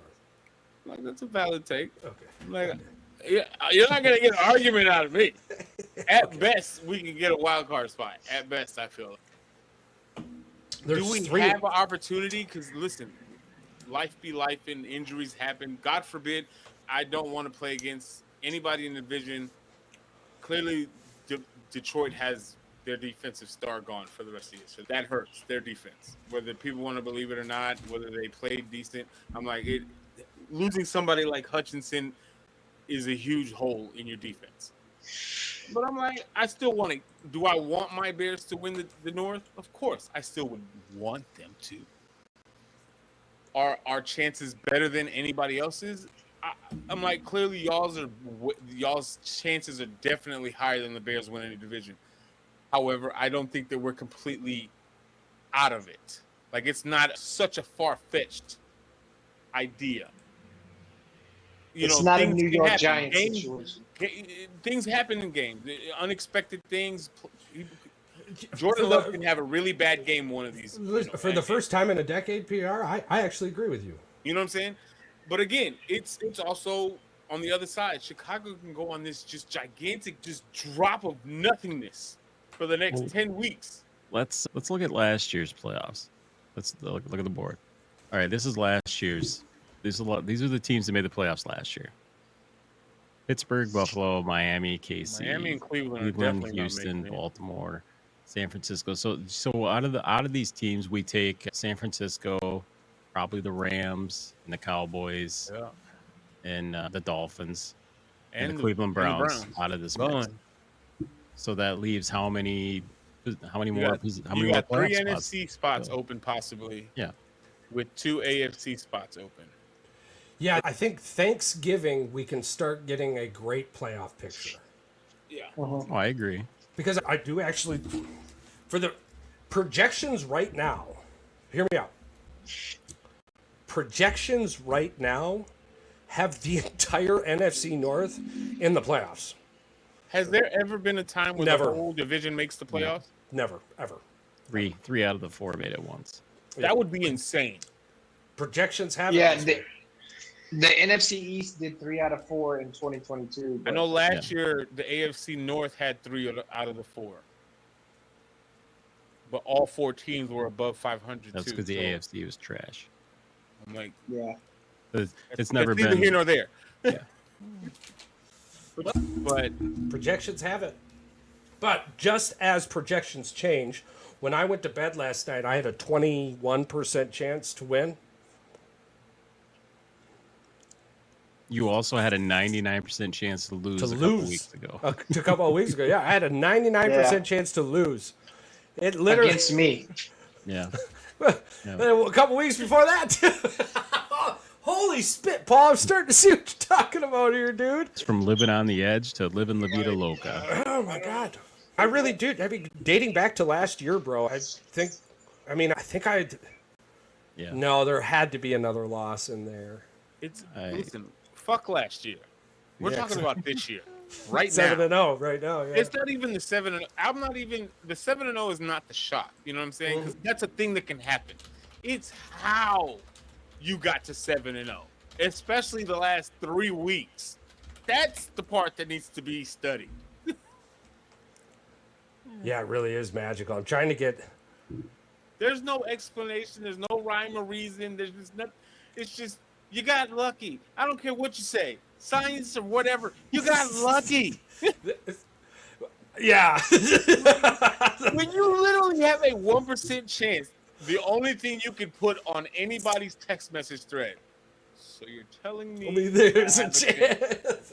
Because at this point, that's all you need. Everybody else that has a 1% chance of winning 9 times out of 10, they're done. Even I'm starting to believe it, bro. Even I'm starting. But you twice have had a 1% chance of winning, and somehow by the end of the night, dude, it was 123 to 106, and there was like 2 minutes left in the third quarter of that Baltimore Ravens game, and I'm just like, Yeah, you were 10-4 last year. Yeah, I was 10-4 last year. Okay, yeah, so I lost the first 3, then I think I lost again in like week 7. Yeah, so 8, 9, 10, 11, 12, 13, 14, 15. That's just not legal. And then so yeah, You so want you to talk got 8. about You got 8 investigate plus. fantasy malpractice? I need to check your phone. And arguably, his championship came down to till the last second too. I believe you and Joey. I won by 3 points. Yeah. My whole team sat out the final week. Yeah. My entire fucking team sat out the final week. CeeDee Lamb, Christian McCaffrey, Jalen Hurts. My whole fucking team sat that final week, and I had that final week, the week before that, I had a 78-point lead, bro. I was like, oh yeah, and then everyone sat, and I went, are you fucking kidding me? So that was something I had to look for in this draft, dude. I'm scared, dude, because you can't tell me that if Lamar Jackson and Derrick Henry have a first round bye, one of them may have a bad game, and your week is fucked. Oh, I'm not. Yeah, listen, I'm gonna lose again. I like it. Like that's. But I'm just saying, Yeah. Well, having it's usually both of by them right week, now yeah. on the same page, playing the way they're playing, is definitely very impactful in your winning streak. Yeah. Right now. Well, One of them, probably more so Lamar than Derrick Henry, have a bad game. That hurts you more than anything. And then once that bye week comes, I've already that's when checked. your I'll be brain has fine. to work on overload. Dude, their bye week isn't until week 11. I'm right now. If I win 2 more games, I'm in the playoffs. Period. I've got a 98% chance to. It's not about playoffs. It's just about hoping your players stay healthy until you get to the playoffs. Yeah, really. That's the kicker, and it doesn't matter who they are because this league Dude, this it's year. all getting. been Oh my crazy. god, Bro, it's I all remember so like, crazy, it was dude. I was in a old league, one of my old jobs in the league, and You're like, dude, just take them out. the league was 14 weeks, and then it was week 15 and week 14 and 15 were the playoff weeks, and he went. I think he only lost 1 game that in the regular season.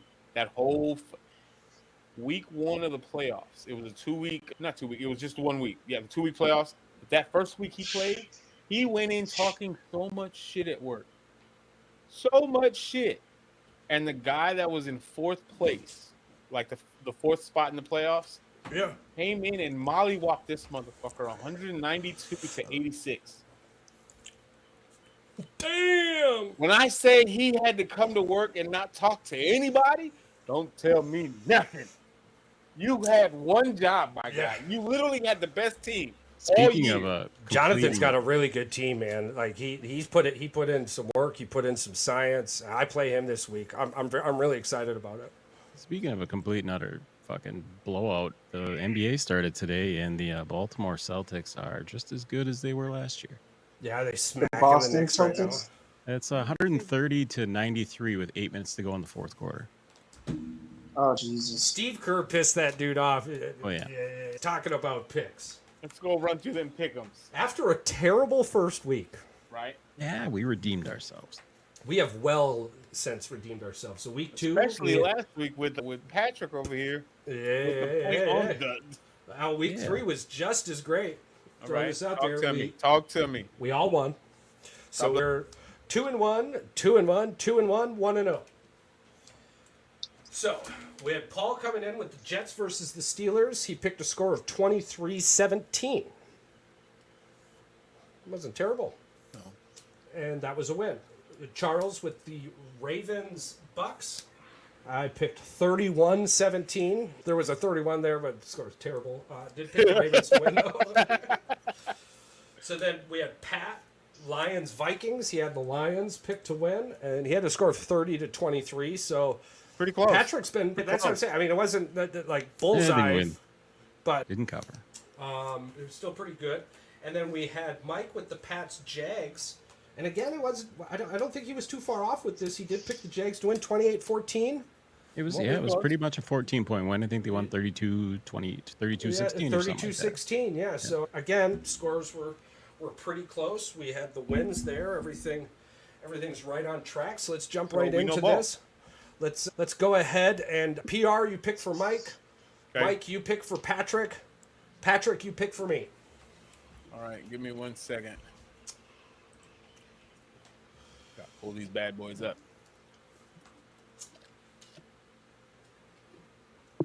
Yeah, we've got a We're bunch going into of... week 7, right? Yep. No, No, eight. week 8. Week 8, my fault. I apologize. Yeah, we've got a bunch of get-right games coming up, too. I'm telling you, we've got the Rams-Vikings on Thursday Night Football, and then we could see a trade come Friday. That'd be something funny. All right, week 8. Where are we? Especially if the Vikings lose that game and everyone starts screaming 2016, 2016. Who am I picking for again? Mike. Me. Mike. I'm going to give you...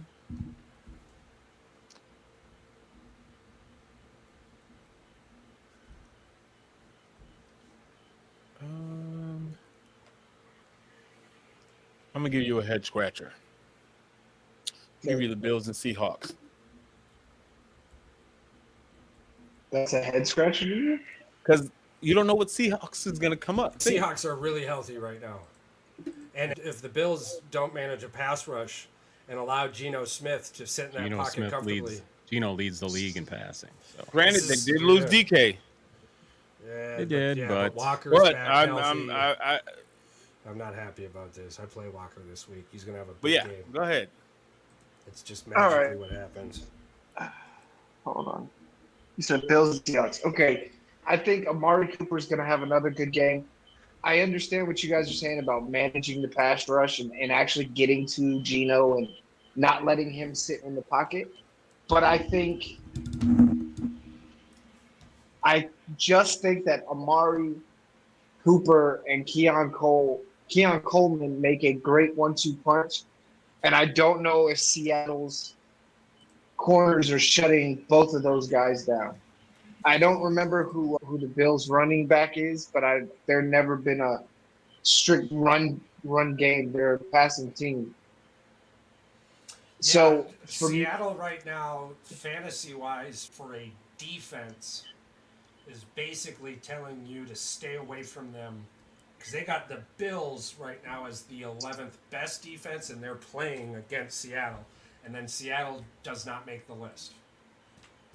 So right now, the number one, like the top 5 defenses you want to look into this week, fantasy-wise: Denver Broncos number 1, New York Jets number 2, Kansas City Chiefs number 3, Baltimore Ravens number 4, Detroit Lions number 5. Reasoning for this: Denver Broncos play Carolina Panthers, Jets play the New England Patriots, Kansas City plays Las Vegas Raiders, Baltimore Ravens play the Cleveland Browns, and Detroit Lions play the Tennessee Titans. Basically, those are your 5 worst scoring offenses in the NFL currently. So I agree with what you're saying. I like where you're headed with this. yeah, I think ultimately it's going to come down to Seattle's defense just not being able to match up against the 2 weapons. So I'm going to go 31-14 for the Bills. God, I hope you're right. I put Amari Cooper in for these reasons that you're talking about. I'm just yes, saying. please. Yeah, I've got Amari More Cooper. touchdowns from From Allen. Play please. Josh Allen from now on because Amari Yes, Cooper and Keith Coleman there. That is the difference maker. We said it last week. I love it. Okay, Mike, you're picking for Patrick. All right. Let's see. I will give you Titans at the Lions. Titans at the Lions. The NFL's best defense versus the NFL's best offense. Yeah. On paper. Detroit laying 11, 45.5. Tickets as low as $148. And St. Brown said it on a podcast. I'm pretty sure he said that they're just starting to get ready. They're starting to heat up. Hopefully they're going to have to, because eventually they're going to run into a team that has a defense. Yeah. And they're going to be able to defend them. But I don't think that Tennessee is going to be able to stop Detroit's run game. I think that Jared Goff's going to be able to score at least 2 touchdowns through the air. Let's say Detroit 34, Tennessee 13. Nice.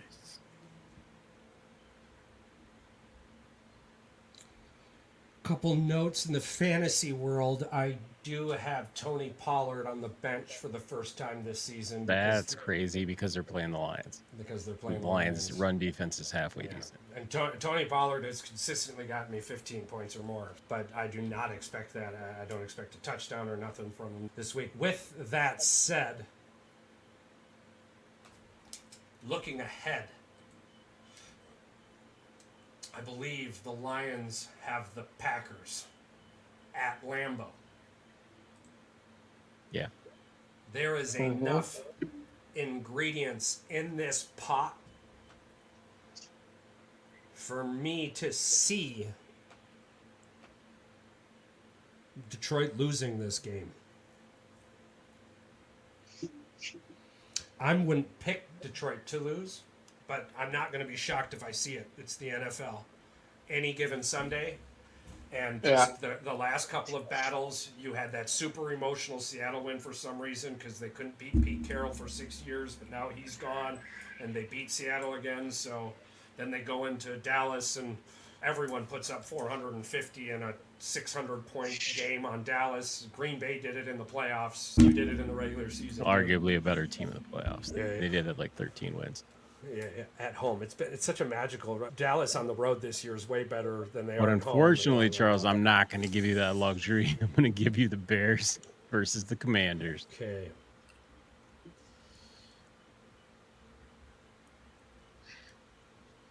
Don't do me dirty. It's going to be a dogfight. I think this is going to be a very close football game. With Jaden Daniel, I would have the Commanders easily. I think that the amount of points that the Commanders can put up would have the ability to force Caleb Williams into a mindset that I believe a rookie can easily fall into. And if the Commanders start hot, Commanders do have a pretty decent defense. In fact, yeah, it's basically middle of the pack right now. Chicago's 10. Commanders is not on the list.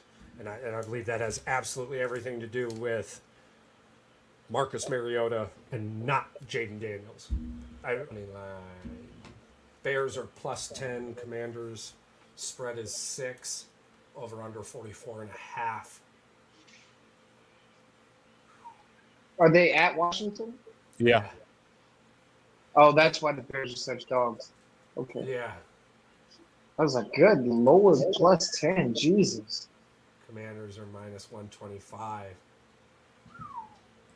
44.5 with a 6. And they're 3-0 at home, and we're 0-2 away right now. Both our losses are away. 44.5 is the total points. Yeah. Without Jaden Daniels, I would take the under on that. Yeah, it's going to be a dogfight. I mean, Marcus Mariota came in. What did he drop? 33? Yeah, but the Bears' defense is way better than Carolina. And let me tell you something. Marcus Mariota was the backup for Philly last year and had to play a couple games. That dude is not going to win you the games you need. He's going to come in and get hot for a little bit, and then he's going to drop the next 3 or 4. Oh, he's going to do an Andy Dalton did for the Carolina Panthers. I think so. I absolutely think so. Yeah. Bad comparison. That's a good one, actually. 44.5, so basically 28 or 22 to.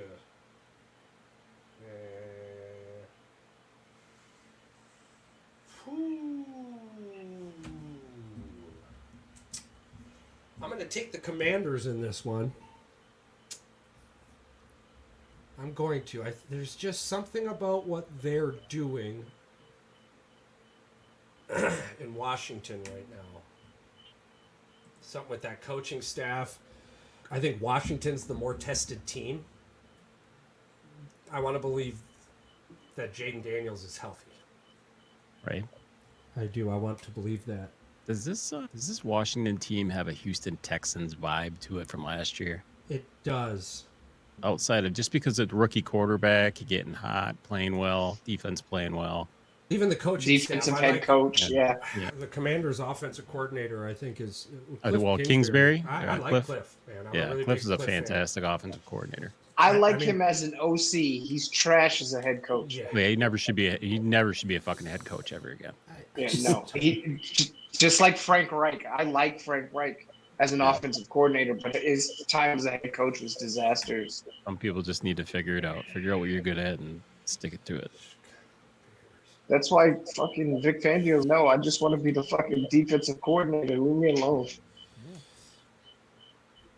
Because Washington wanted to interview him when they fired Ron Rivera last year, and he was like, no, I'm good.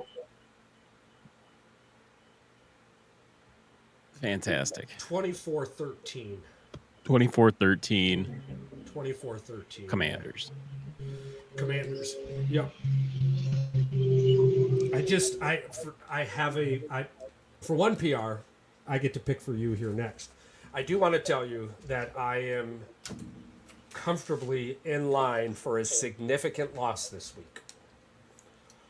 Be it fantasy or be it pick'em. The air smells like I have a loss coming my way. Now, I have more or less what I'm getting at is I'm due to be wrong soon. So now what I have done is I've completed a trifecta. Am I going to be wrong in fantasy? Am I going to be wrong on my pick? Or am I going to be wrong about losing this week? No. You're probably going to win. It's just not in pick'ems. For that purpose. All right.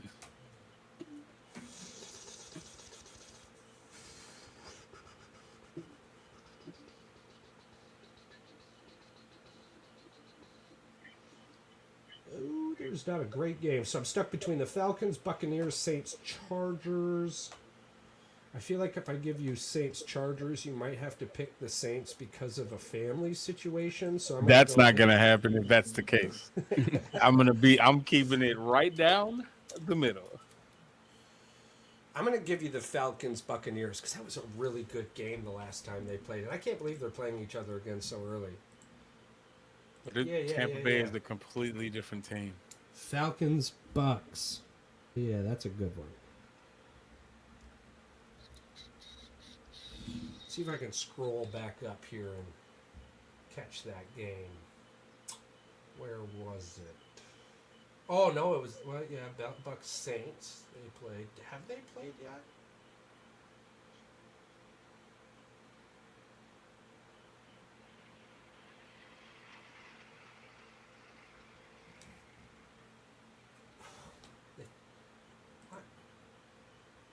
Hold on, let me see. Yeah, well, you're looking at a Falcons game. They played the Buccaneers on, I think it was like week 2 or 3. yeah, for October 3rd, Thursday Night Football, and it was 36-30 Falcons. And I believe they ended up. They ended up winning it with a field goal.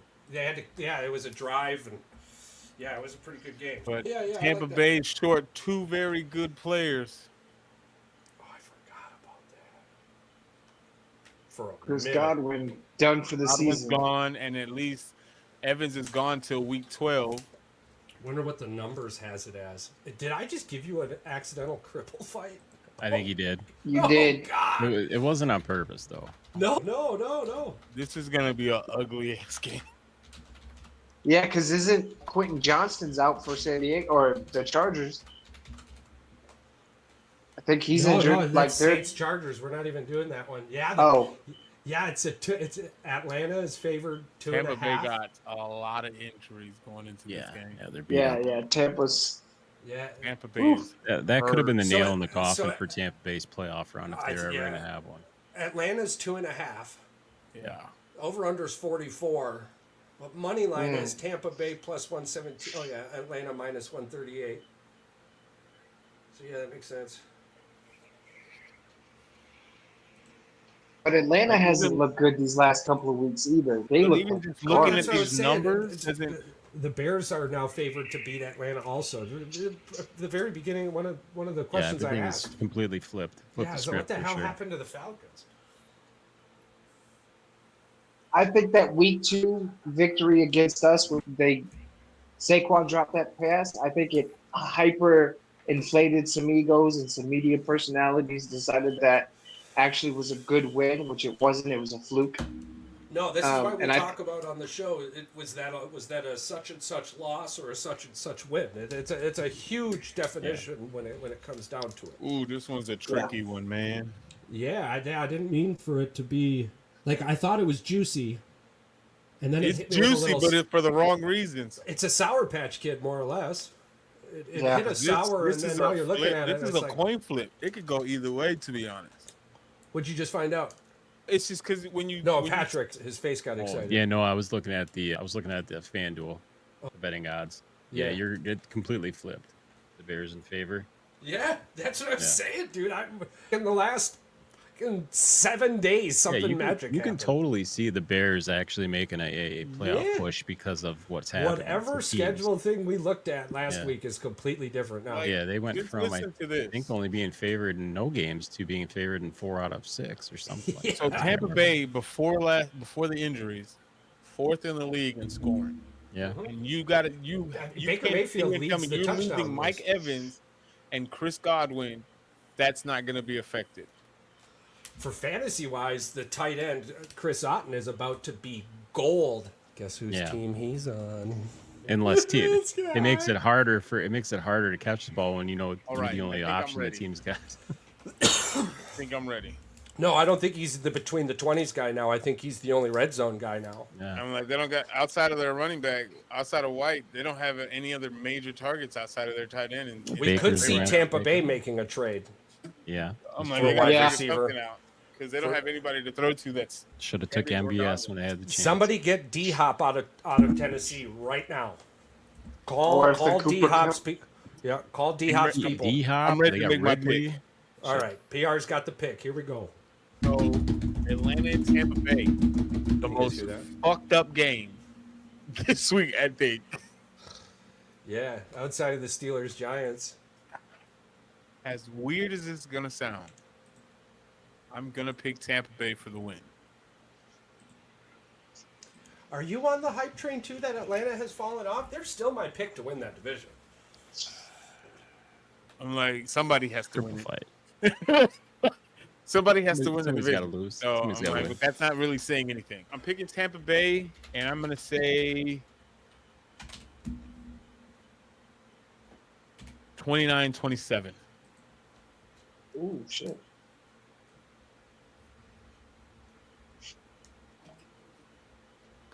So take the over. You've got Atlanta winning. Interesting. I think we've got a saucy week coming up, to be honest with you. And Yeah. I hate that pick, but I feel like I there is something we have to discuss shortly as a team, because I think we are being too kind to each other. So I think we need to take the gloves off from here on out. I feel like you played dirty with me with this pick unintentionally, because this game's gonna suck. Yes, sir. Yes, sir. Yes, sir. We can't just take these Easy wins. Detroit, Dallas, Ravens, Washington, Bills, Jets, Colts, To be Titans. honest, nobody expected Detroit to destroy Dallas the way that they destroyed them. 24-19. We got a 24. We almost had a 23-19. All right, and we all know the 23-19s are fucking crazy. All We're right. gonna see. Yeah. Gonna see. All right, we don't need 23-19s. But then, Jets, Steelers, Ravens, Bucks, Lions, Vikings. That one was like Pat got hurt last week. Yeah, that is- I fell into it. And then Pat's Jags. Jesus. Pat's Jags. And then nobody saw Denver going into New Orleans and just just giving them a new butthole. Exactly. See, that one, I think if one of us would have got the Denver Saints game, I think Somebody people, probably would have got that wrong. I think somebody gets an L that week, right? So now this week, we've got Bills, Seattle. I think that one's warm. I think that's closer to where we want to be. Yeah. Detroit Titans. Come on. Bears Commanders. Hey, watch your mouth. That's warmer. And then Falcons Bucks. So I think we do. I think we need to come in this knuckles Get a ready. little spicy. Knuckles ready. All right. All Because right. nobody wins if we win the whole fucking way all the way the rest of the week. Your guys. Well, he might be winning. Technically, he wins because he's undefeated. Yeah. No, I'm just saying. Let's spice it up a little bit. Yeah. We really got to break in the talent. And yeah, other than that, hell, man, another great week of football. Yeah. Another great upcoming week of football. Fire Ward Manual. Anybody else got anything? No. Myles Garrett for Philly. PR, you want to say something nice about your quarterback? Paint your nails, whatever you need to paint them to beat the Commanders. Yeah. You get fans still talking about the painted nails? Absolutely. Yeah. I guess whatever Guess what? takes He your mind keeps off the painting. fact that the Chicago White Sox lost 353 games. True. We're not the White Sox, Fair so Even that's have a- always a plus. I write everything down with a pink pen. Come at me. Do it. I think not the gonna be ink is pretty. pink too. I think this is pink. I'm gonna get looks red over here. All right, cool. But who are me to judge? Hey, listen, RGB, baby, RGB. Nobody else got anything? Nah. I'm Thank trying you to guys be quiet these days. so much. Thank you, everybody out there, for everything you do. Just you as a person. There's a handful of stories that eventually you'll hear that I get to tell and relive about the power of a smile. I think a smile in life is probably the most valuable thing you have. A smile has the ability to let someone know they're not invisible. And you never know how many invisible people you meet. And it sounds tongue-in-cheek, but more or less what I mean by that is you have no idea the person you just walked by feels like nobody knows they exist, feels like they're not worth it. And your smile and eye contact let them feel alive. So go out there and smile more. Yeah. It makes the world a very magical place. We absolutely love you more. Thank you so much.